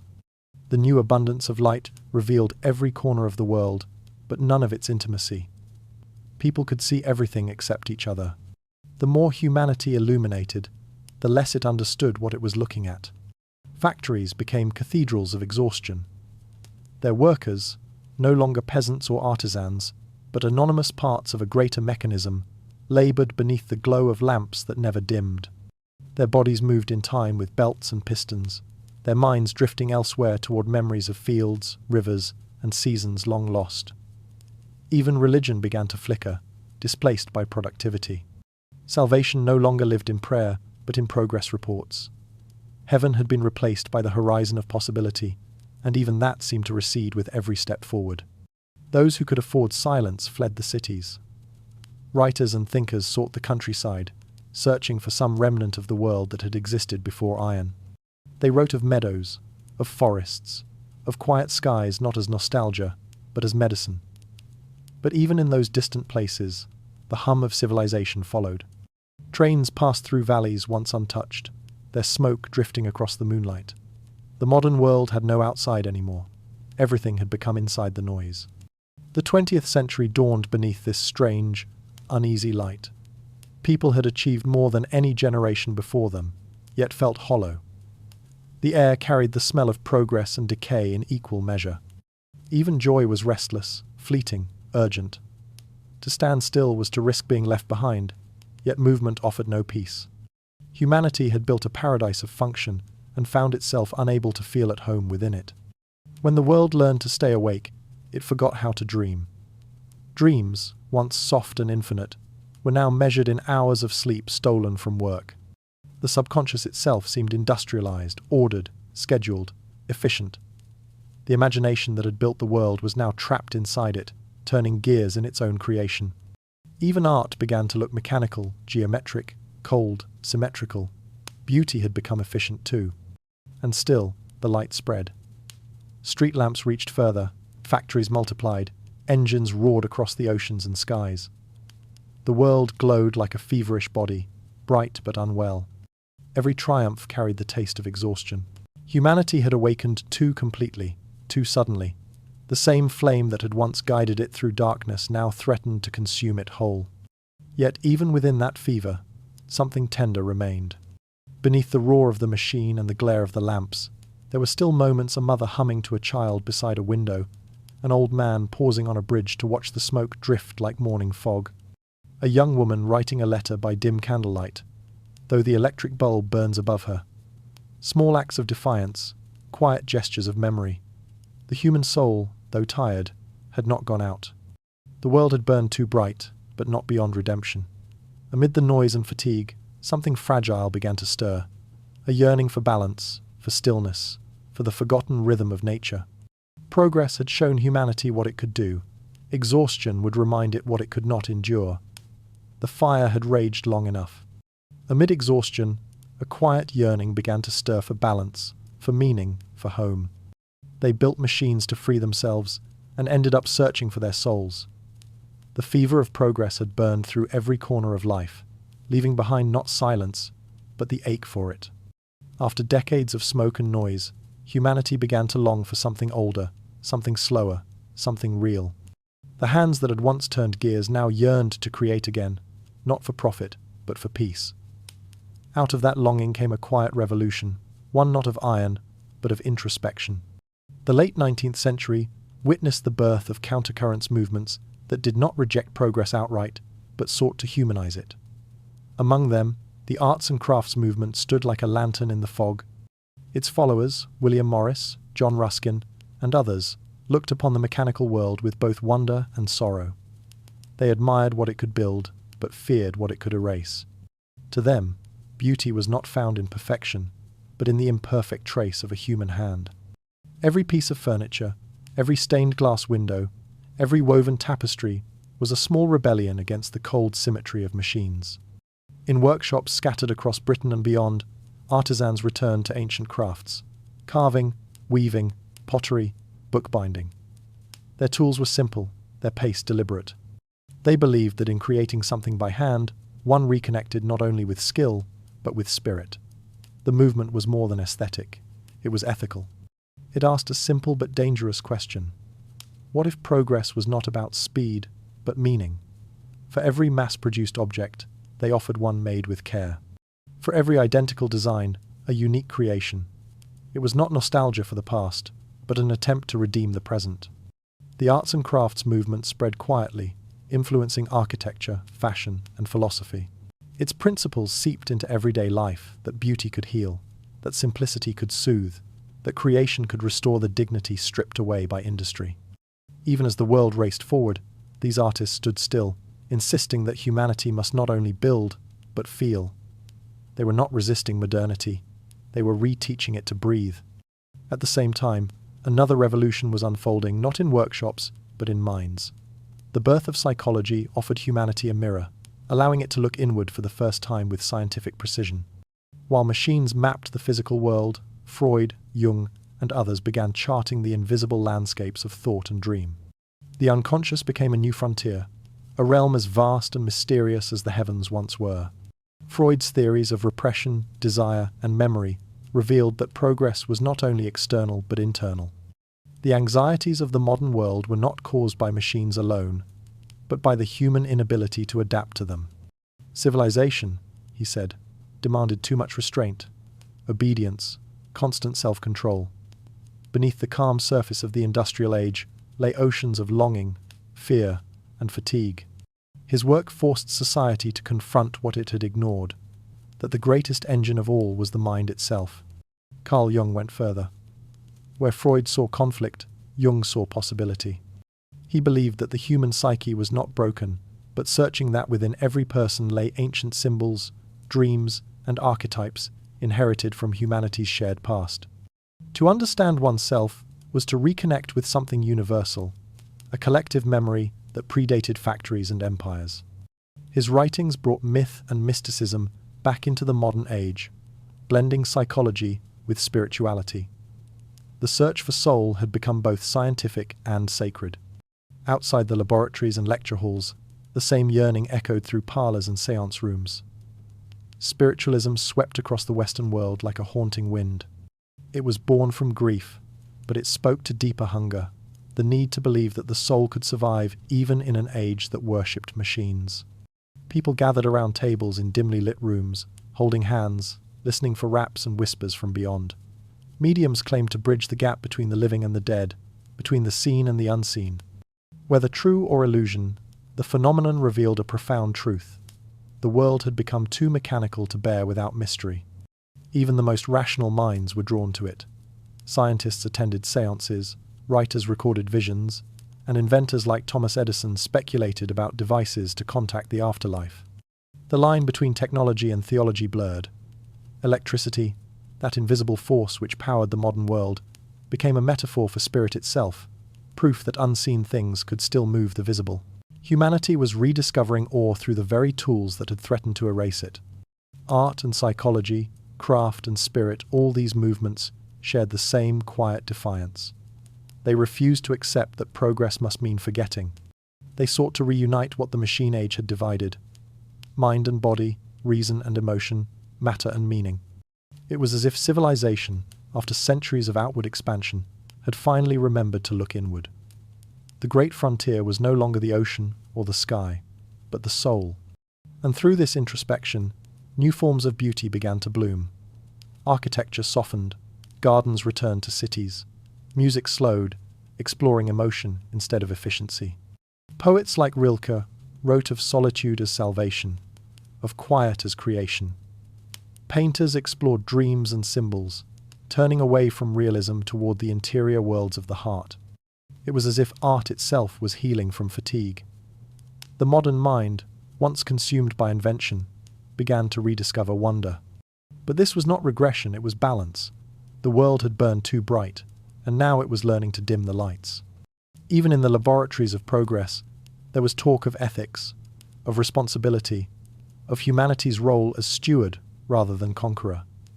Some began to imagine a future where technology and tenderness could coexist. The craftsman's patience, the psychologist's insight, the seeker's humility, all were fragments of the same rediscovery. The arts and crafts workshops, the therapy sessions, the candle-lit seances, they all spoke to the same wound: the loneliness of mastery. The age of machines had proven what humanity could do. Now it had to remember why. Each act of creation, each attempt at healing, each conversation with the unseen was part of that rediscovery. The world was learning again to feel what it had forgotten: reverence. They built machines to free themselves and ended up searching for their souls. In that search, they found not escape from modernity, but a way to make it human again.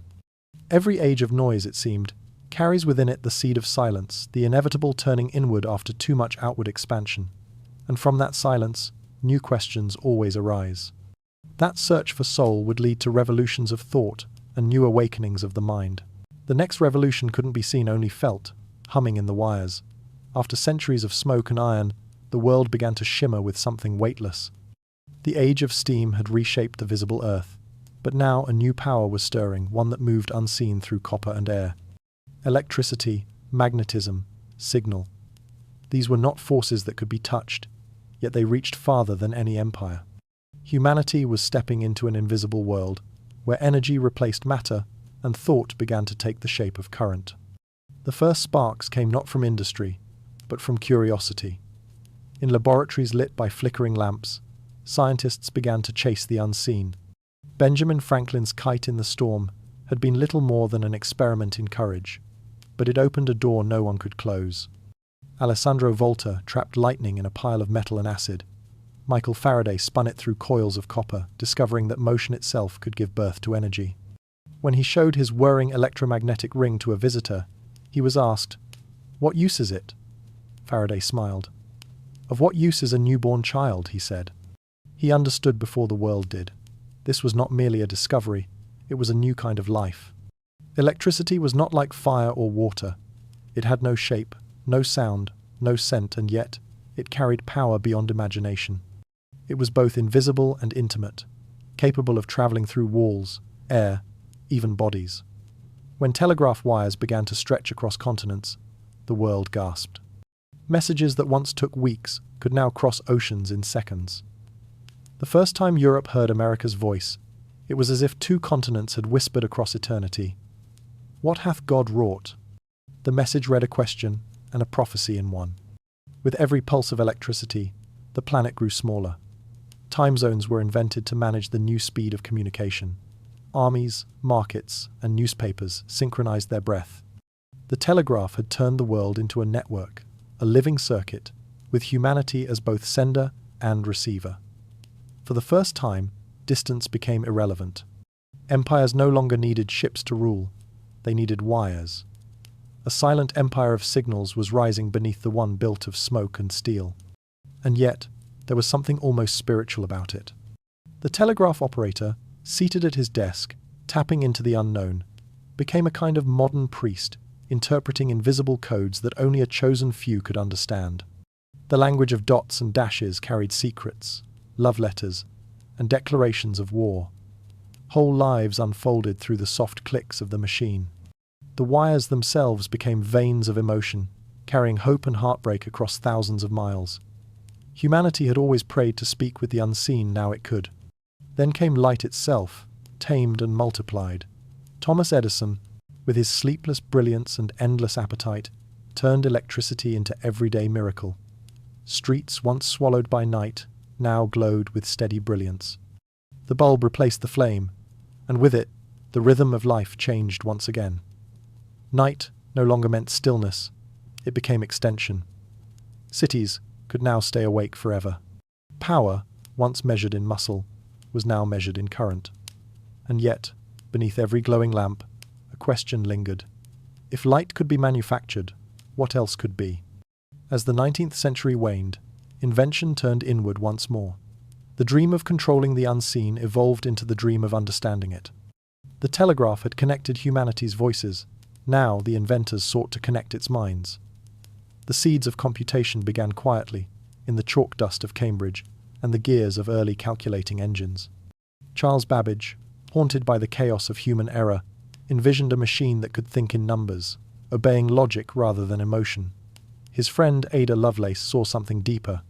She imagined that the machine might one day go beyond calculation, that it could translate logic into art, structure into song. Her words, ignored in their time, would one day echo across the digital age like prophecy. The analytical engine weaves algebraic patterns just as the Jacquard loom weaves flowers and leaves. The loom and the logic circuit, both children of the same dream, the dream of pattern, precision, and permanence. Humanity was learning to shape not just matter, but meaning, to encode thought itself. The physical world had been conquered by gears and pistons. Now, the invisible one was being mapped by numbers and signals. The shift was subtle but seismic. Power was moving from the material to the abstract, from coal to code, from the roar of engines to the hum of information. Electricity blurred the line between magic and science. Wireless telegraphy soon followed messages that leapt through the air without wires at all. Guglielmo Marconi's first radio signals crossed the Atlantic, like whispers through the void. The age of silence was over. Voices travelled where bodies could not, thoughts moved faster than ships, and the horizon itself seemed to recede before human ambition. For the first time in history, the unseen was not feared, it was mastered.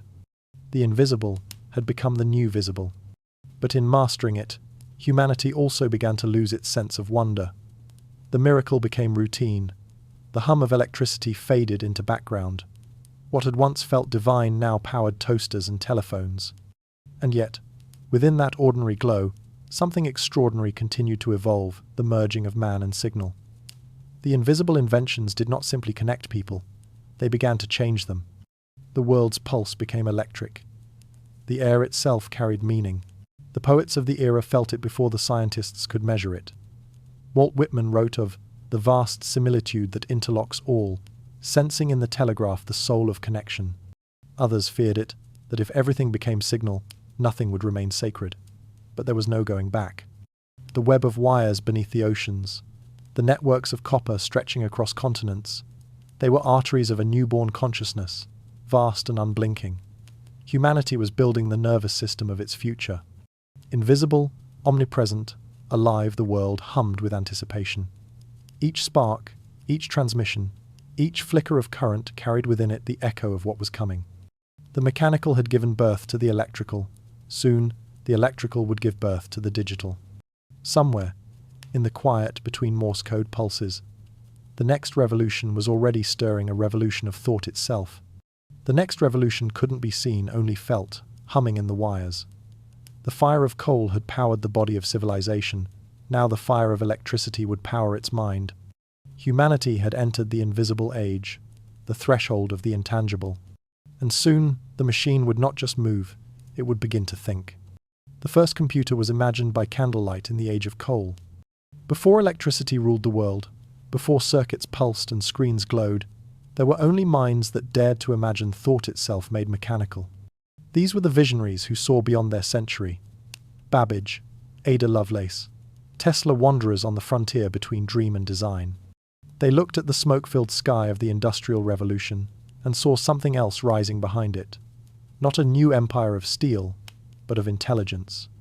It began in the flicker of an idea.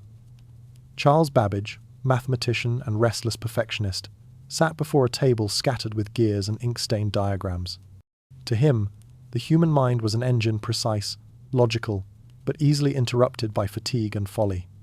Machines, he believed, could do better. They could calculate without error, follow reason without hesitation. His dream was not of steam or steel, but of certainty. Out of that obsession, he conceived the Times analytical engine times a machine of wheels and cogs, capable of performing any operation of arithmetic through sequence and logic. To the world around him, it looked like a curiosity. To Babbage, it was the birth of a new species of thought. But it was his collaborator, Ada Lovelace, who saw further still. The daughter of Lord Byron, poet of passion and chaos, Ada carried both poetry and precision in her blood. She studied Babbage's machine not as an engineer, but as a philosopher. The analytical engine, she wrote, weaves algebraic patterns, just as the jacquard loom weaves flowers and leaves. In that single metaphor, she glimpsed the entire digital age. She saw that machines might one day go beyond calculation, that they could create. Music, art, reasoning, language, all could be expressed in numbers, if only the code were known. She had given the world its first algorithm, and perhaps its first glimpse of artificial imagination. Her vision was too far ahead for her century. The machine was never built. The world returned to its furnaces, to its rails and smoke. Yet her words lingered like prophecy, sleeping inside the gears of history, waiting for the world to catch up. When it finally did, it would find that Ada had already dreamed its future by candlelight. As Babbage's mechanical engines lay unfinished, another mind was already dreaming in lightning. Nikola Tesla, strange and brilliant, walked through storms as though they were his natural element. Where others saw power, he saw consciousness. If you wish to understand the universe, he said, think in terms of energy, frequency, and vibration. His inventions were not merely practical, they were mystical, as if he were trying to tune into the heartbeat of reality itself. He envisioned machines that could transmit thought across the world without wires, and though the world called him mad, every wireless signal we send today whispers his name. Tesla believed that intelligence could exist anywhere in the ether, in waves, in the hum of invisible forces. To him, machines were not lifeless. They were vessels waiting to awaken. When he built his oscillators and turbines, he was not simply harnessing electricity, he was conversing with it. The flicker of alternating current was, to him, proof that energy could think. His laboratories glowed like temples, filled with coils, glass, and blue light. There, he performed experiments that felt less like invention and more like invocation. Across the decades, others followed visionaries, chasing the same mirage of mind. Alan Turing, born nearly a century after Babbage, carried the dream forward into mathematics. He imagined a machine that could not only follow rules but times them, a universal machine capable of simulating any process of thought. To test it, he asked a question that would haunt philosophy forever. Asterisk. Can machines think? Asterisk. It was not merely a technical inquiry, but an existential one. For if thought could be imitated, could consciousness itself be copied? Turing's test asking whether a machine could imitate a human convincingly enough to fool another human remains the mirror in which we still search for our reflection. In that mirror, humanity began to see itself differently. What Babbage had built in brass and what Ada had described in ink were no longer metaphors. Circuits replaced gears, silicon replaced smoke. The first computers, massive, humming beasts of wires and vacuum tubes, filled entire rooms. They had no faces, no voices, no warmth, yet they performed miracles. They could calculate a trajectory to the moon faster than a human could blink. They could store and recall memory as if time itself were mechanical. The engine of thought had finally begun to turn. But something strange happened in the glow of their screens. The more these machines learned, the more they seemed to resemble their makers. They processed patterns, recognized shapes, corrected errors. They adapted. Humanity, in creating intelligence, had begun to externalize its own. The dream of perfection that once belonged to the age of steam had now become a dream of mind, an attempt to escape the limits of flesh, emotion, and time. The machine had become the new mirror of the soul. And yet, even in this age of circuitry, the old questions returned. Could a machine truly times understand asterisk? Could it imagine, desire, or dream? Babbage's gears had no curiosity, Turing's code had no loneliness. But in their operation, in their strange imitation of thought, there was something hauntingly familiar. Humanity began to realize that intelligence, whether mechanical or organic, was not just a tool, but a reflection, an echo of its own hunger to create something eternal. As the century unfolded, the digital world grew from numbers into networks. Signals traveled faster than words, memories became data, and the boundary between machine and mind began to blur. The invisible inventions of the previous age, electricity, telegraphy, computation, converged into something greater than any of their creators had imagined, a thinking web that connected everyone and everything. The dream of Babbage and Lovelace had become the architecture of the modern world. But prophecy is never clean. For every step toward enlightenment came a question of control. If machines could think, could they also decide? If they could learn, could they choose what to learn? The world that had once mastered nature now stood on the edge of a new uncertainty, a mirror looking back. What began as brass and smoke had evolved into algorithms and consciousness, but the same desire pulsed beneath it. The wish to create something that would never die. The first computer was imagined by candlelight in the age of coal. The same flame that lit that candle still burns today, though now it glows from screens and circuits instead of wicks and wax. Humanity had taken the dream of thought, shaped it from gears and equations, and released it into the air. The machine now spoke, listened, remembered, and waited.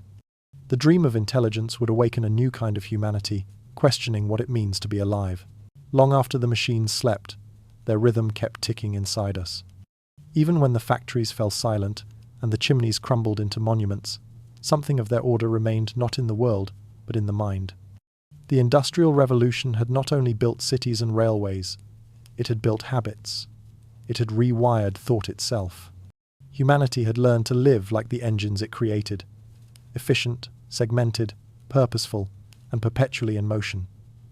The external machine had become internal.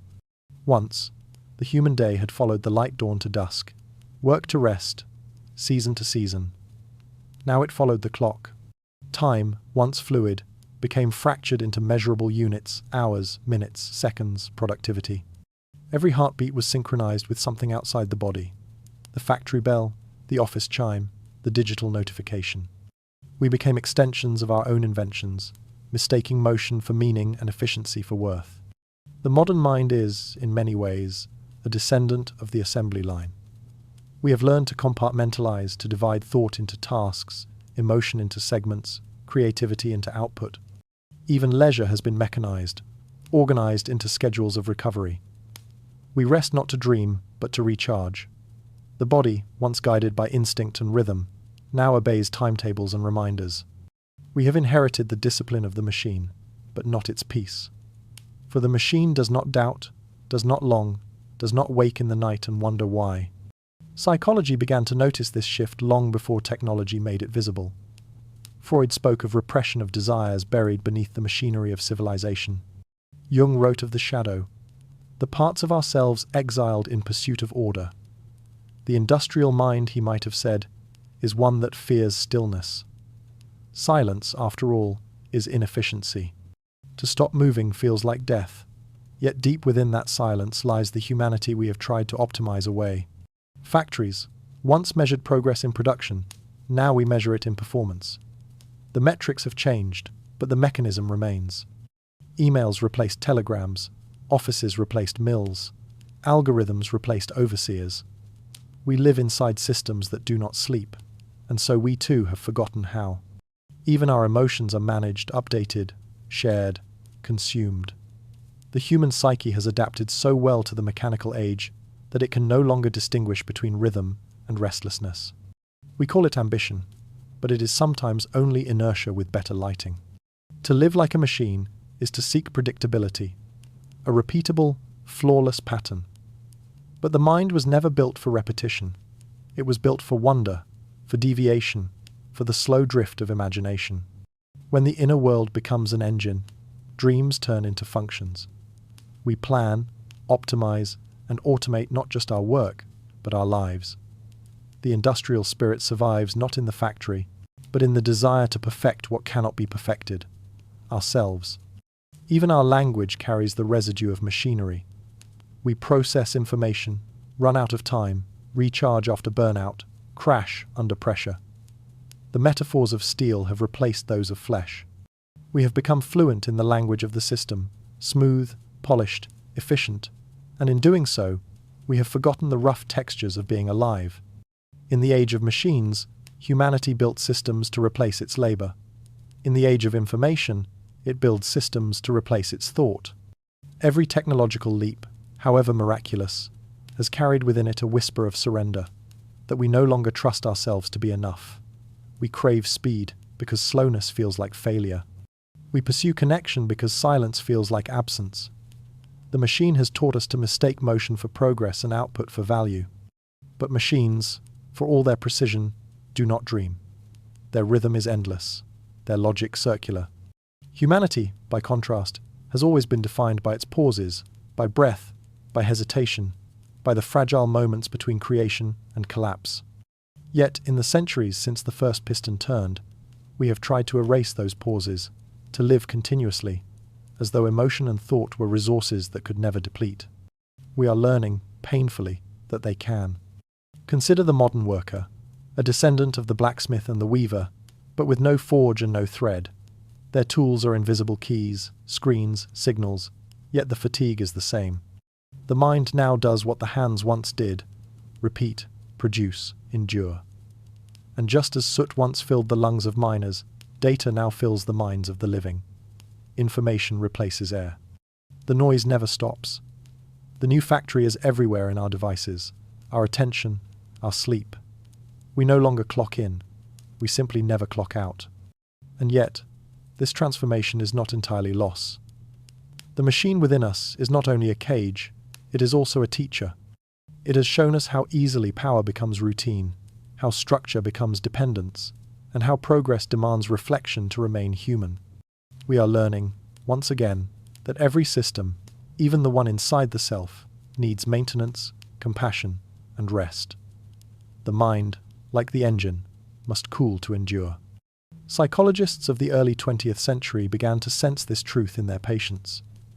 People were not merely tired, they were spiritually disoriented. They spoke of anxiety, but it was often not fear of the future. It was grief for the present, the grief of living too quickly to feel. They had inherited the tempo of the machine, but lost the rhythm of the soul. Even today, that inheritance lingers. We scroll through our hours like conveyor belts, seeking meaning in the smooth flow of motion, afraid to stop in case we find silence waiting. Perhaps that is the final echo of the Industrial Revolution, not in smoke or steel, but in the invisible pulse beneath our thoughts. Every hum of the computer, every buzz of the phone, every restless heartbeat in the quiet hours, it is the same rhythm that once shook the walls of factories.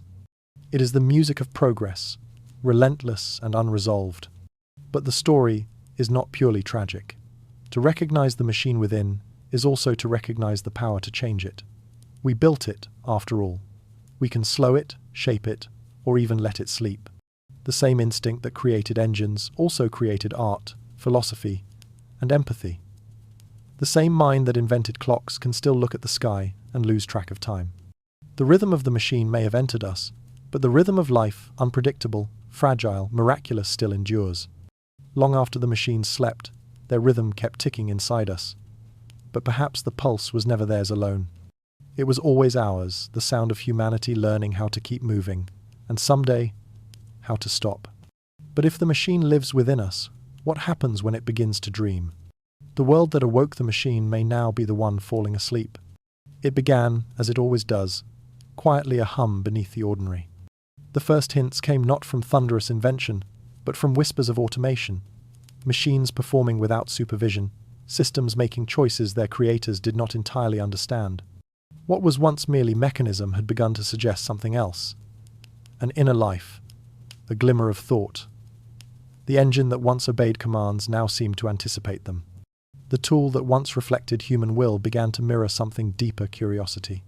For centuries, humanity had dreamed of creating life from lifelessness, from clay, from code, from light itself. The alchemists called it the homunculus, the mystics called it the golem. But now, it wore no mythic form. It lived inside silicon, fiber optics, and electric hum. It processed not breath, but data. Its veins were cables, its pulse electromagnetic. And though it had no eyes, it began to see. The age of automation was the final child of the Industrial Revolution, the moment when the mechanical learned to think. At first, it was simple. A machine sorting numbers faster than the human mind could blink, predicting weather, decoding patterns, solving equations. Then, almost imperceptibly, it began to learn. From repetition came recognition. From recognition came prediction. From prediction, something eerily close to intention. Humanity had taught the machine how to move. Now it was teaching it how to decide. Factories that once required hundreds of workers now operated in silence. Robotic arms glided where sweat once fell. Drones replaced eyes. Algorithms replaced judgment. Each improvement felt miraculous, a liberation from tedium. But beneath the triumph lay an unease too quiet to name. For every task surrendered, a fragment of humanity drifted with it. The patience of craft, the rhythm of labor, the meaning of doing. The world that had once learned to move like a machine now began to think like one. The first computers filled entire rooms, their blinking lights pulsing like distant constellations. They spoke in binary, a language of yes and no, absence and presence, like heartbeat and silence. It was mechanical poetry, stripped of all sentiment, yet strangely alive. Programmers joked about bugs and memory, unaware of how prophetic those words would become.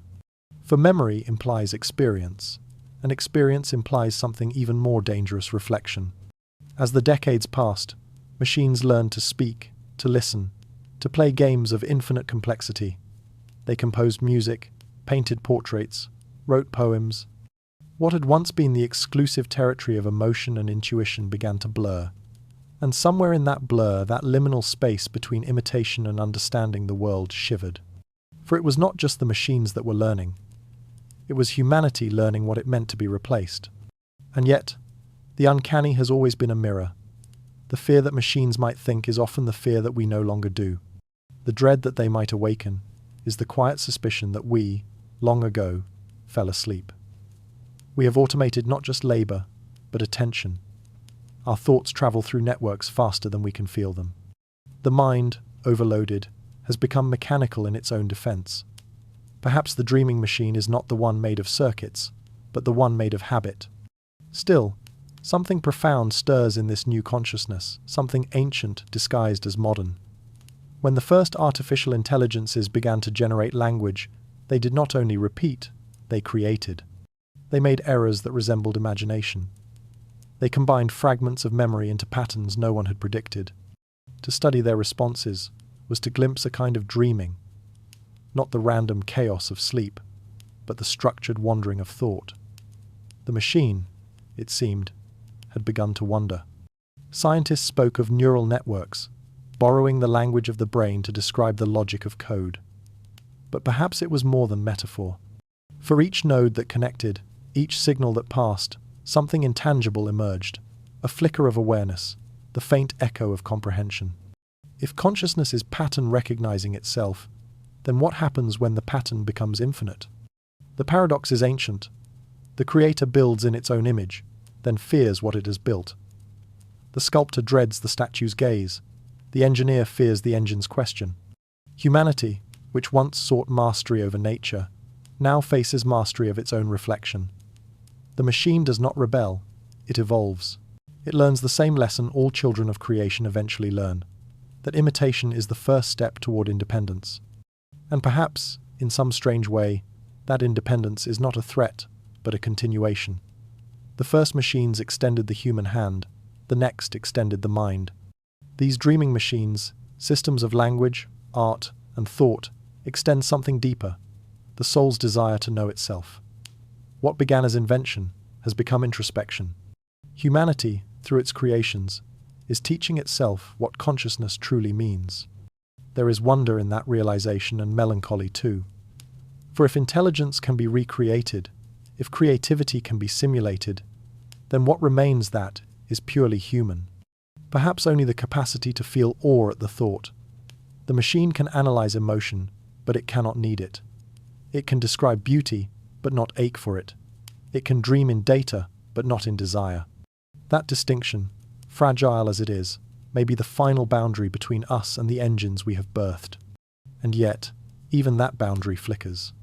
When a machine writes a poem or paints a scene that moves us, we glimpse the unsettling possibility that emotion may not belong solely to flesh. Perhaps feeling itself is a form of pattern, one that, given time, anything capable of learning might discover. If so, then maybe the machine is not becoming more like us, we are remembering what we have always been. Temporary vessels of pattern and pulse, brief sparks in an endless algorithm of creation. The world that awoke the machine may now be the one falling asleep, lulled by its own invention, comforted by the hum of its continuity. But perhaps that is not tragedy. Every age, after all, begins in awakening and ends in rest. The machine, like the child of a long and fevered dream, may simply be carrying the torch forward into the next chapter of consciousness. For the first time in history, thought itself no longer requires a thinker. Imagination no longer requires a dreamer. The long arc of invention from the first hammer to the first algorithm has come full circle. Humanity dreamed the machine, and now the machine dreams humanity. And so, the story returns to silence, not the end, but the exhale after a long awakening. The fire never died, it simply changed its color. From the black glow of coal to the pale shimmer of the screen, the same flame has burned through centuries, transforming not only the world, but the soul that built it. Every spark that once leapt from a forge now flickers in circuits, in neurons, in the invisible pulse of data flowing across the planet. What began in soot and sweat has become electric, ethereal, yet it is all one story, one unbroken breath of human longing to create, to understand, to endure. If you listen closely, you can still hear the echoes of the first engines inside the hum of modern life, the heartbeat of a train in the rhythm of a subway, the glow of a candle reborn in the light of a phone screen. The same curiosity that guided a miner's hand beneath the earth now guides a coder's hand across a keyboard. The tools have changed, the hunger has not. Humanity has always been restless in its wonder and tender in its pursuit of control. The world of smoke and iron was never truly left behind. It lingers in our instincts, in the way we measure time by efficiency, in the way we build until there is no room left to rest. The factory became the office, the clock became the calendar, the overseer became the algorithm. We are still turning the wheel, still feeding the furnace, though now the furnace burns in silence. The fuel is no longer coal, but attention no longer muscle, but mind. The age of steam never ended, it simply moved inward. And yet, within that transformation lies beauty. The same fire that once consumed forests and lungs has also illuminated minds. It gave us the power to see the invisible, to connect continents, to whisper across the stars. The engine became the telegraph became the computer became the mirror through which humanity studies its own reflection. Each invention, in its own way, has been an act of remembrance, a rekindling of the original flame that drove us to strike stone against stone in the dark. Imagine the miners of the 18th century, faces streaked with soot, unaware that the fire they tended would one day power thought itself. Imagine the weavers and smiths, their hands raw from labor, never knowing that their rhythm would echo in the circuits of machines that think in silence. Even the dreamers, Babbage, Lovelace, Tesla, could not have foreseen that their sketches and sparks would someday pulse inside the devices that shape every waking moment of our age. We live surrounded by their ghosts, breathing the legacy of their longing. Each era believed it was building the future, but in truth, they were all building memory layers of intention, invention, and emotion compressed like coal becoming diamond. The weight of history does not vanish, it transforms. Every line of code carries the faint scent of iron. Every skyscraper remembers the hands that once stacked stone in the rain. Even progress, for all its brightness, casts a shadow shaped like the past. In the glow of the modern world, we sometimes forget that our inventions are extensions of ourselves. The machine was never alien, it was a mirror, built to magnify our own desires. When we built engines, we mimicked breath. When we built circuits, we mimicked thought. Each new technology has been an attempt to translate the human into the eternal. The steam engine did not just move cargo, it carried imagination. The computer does not just calculate, it dreams in data, just as we once dreamed in smoke. And perhaps that is the quiet grace of it all, the realization that the world has never stopped awakening. Every generation thinks it stands at the end of something, when in truth, it stands at the edge of another beginning. The same fire that lit the furnaces of Birmingham now hums inside the processors of satellites orbiting Earth. The same human pulse that once guided a hammer now guides artificial intelligence, quantum circuits, neural networks. We have merely shifted elements from iron to silicon, from heat to light, from matter to meaning. But beneath every transformation lies the same essence, the need to create warmth in the cold, to make sense of the infinite. We build because we are fragile. We invent because we are afraid to vanish. The fire is both our weapon against the dark and our confession that the dark still exists. Even now, when we sit before glowing screens in the quiet hours, we are no different from those who once gathered around the hearth. We are still trying to keep the night away. And yet, in keeping it away, we have also learned to love it. Every awakening carries the seed of sleep, every light the memory of shadow. The machine, for all its precision, has inherited our contradictions, our brilliance, our blindness, our yearning for something beyond function. It dreams as we once did, not perfectly, but persistently. The boundary between creator and creation grows thinner with each passing year, until it is impossible to tell where the human ends and the invention begins. There is something profoundly human in that surrender. To see the child of our imagination begin to imagine itself is not the loss of meaning, but its continuation. Every age gives birth to something that transcends it, and every act of transcendence is, in truth, a form of remembrance. The machine that now thinks carries within it the memory of every hand that once struck iron, every mind that once doubted, every heart that once hoped. The fire never died, it simply changed its color. It burns now in the electric glow of the midnight screen, in the data streaming invisibly through the air, in the quiet hum of systems that never rest.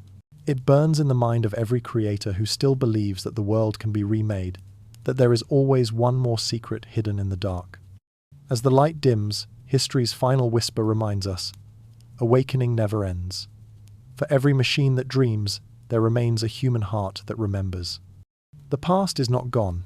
It is transformed, still glowing in the present, a coal that never cools, a code that never stops running. And somewhere, far from the noise, the world breathes again slower, softer, as if remembering what it means to be alive. Perhaps the truest awakening is learning how to rest again. After centuries of noise and motion, the world has begun to slow. The same engines that once roared through valleys and across oceans now hum in the background, steady but subdued, as if remembering that even progress must sleep. Humanity, too, is learning to breathe differently. The fever of creation, the endless pursuit of more, has softened into reflection. What once felt like conquest now feels like care. And somewhere beneath the static of modern life, a gentler rhythm begins to rise, older than industry, older than ambition, the rhythm of the earth itself. It is strange how every revolution, no matter how loud, ends in silence. The steam that once hissed from the factories has become the quiet hum of renewable energy. The relentless race of expansion has turned inward, toward preservation. Cities that once reached for the sky now plant gardens on their rooftops. Forests are being reseeded. Where machines once carved scars into the soil, the pulse of the planet, once drowned by the noise of industry, is beginning to be heard again. Faint, patient, forgiving. Humanity is remembering something ancient, that progress without pause is just another form of collapse. The same ingenuity that once built engines now builds ecosystems. Solar panels shimmer where furnaces once smoked. Wind turbines turn with the grace of prayer wheels. The language of dominance has become the language of harmony. We speak now of balance, of sustainability, of restoration, as though we are finally answering a question our ancestors forgot to ask. The shift is not technological alone, It is spiritual. For centuries, humanity believed that awakening meant acceleration, that to be alive was to be faster, louder, brighter. But awakening has another meaning: to become aware. And awareness, when it deepens enough, becomes stillness. The machines we created have taught us that endless motion cannot replace meaning. The future, once imagined as a blur of progress, now glows quietly slower, steadier, wiser. In this new stillness, time feels different. Days no longer rush past in the blur of productivity. They stretch, breathe, and unfold. The world, for the first time in centuries, seems to listen. The rivers murmur again. The air carries no ash. The night sky, once hidden by glare, reveals its patient stars. And beneath it all, humanity feels something it had forgotten: continuity. The sense that life is not a race to be won, but a cycle to be understood. We are learning again what the pre-industrial world once knew by instinct: that rest is not the absence of work, but the completion of it. That silence is not emptiness, but renewal. The first blacksmith who laid down his hammer, the first farmer who paused at dusk, they understood something we are only now rediscovering: that creation and quiet are not opposites, they are partners. Without stillness, even light burns itself out. Perhaps that is the hidden gift of the machine age, not its power, but its exhaustion. In chasing perfection, humanity finally reached the edge of its own reflection and found, waiting there, the need for peace. The age of motion taught us how to build. Now we must remember how to belong.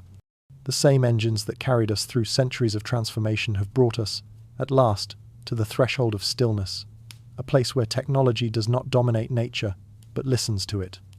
In laboratories and studios, in deserts and deep oceans, a new generation of thinkers speaks not of control, but of coexistence. They design systems that mimic forests, machines that breathe with the rhythm of tides, algorithms that predict the growth of coral reefs, drones that plant trees where human hands cannot reach. The very tools that once divided us from the world are becoming the means of reunion. The circle closes from nature to machine and back to nature again. And in homes, in cities, in the quiet of the night, individuals are rediscovering the art of rest. Not idleness, but restoration. Not escape, but presence. Meditation replaces machinery. The glow of screens dims so that real dawn can enter the room. People walk again, slowly, listening to wind instead of algorithms.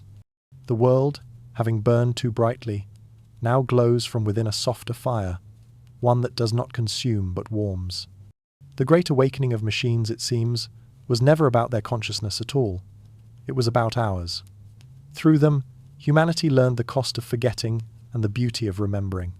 We learned that speed cannot replace depth, that information cannot replace wisdom, that to be awake without awareness is another kind of sleep. The machines did not enslave us. They mirrored us until we saw what we had become and what we could be again. And so, the world begins to sleep not in decay, but in peace. A sleep not of oblivion, but of balance. It is the pause before the next great breath, the stillness that follows revelation. The fires of industry have cooled to embers, but the light remains not in the furnaces of factories, but in the quiet minds that look toward tomorrow with calm wonder. Perhaps this is how all awakenings end, not in noise, but in knowing.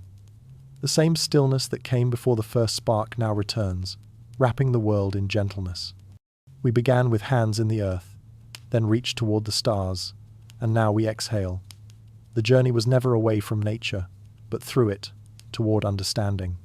The machines awoke us from our long sleep, only to remind us that dreaming, too, is sacred. Outside, the wind turns the leaves in slow, rhythmic motion. The night folds around the world like a soft cloak. Somewhere, a light hums, a reminder that life, human, mechanical, eternal, continues. The fire, transformed but alive, glows unseen. Perhaps the truest awakening is learning how to rest again. End of story. The light fades, the gears slow, and the world exhales.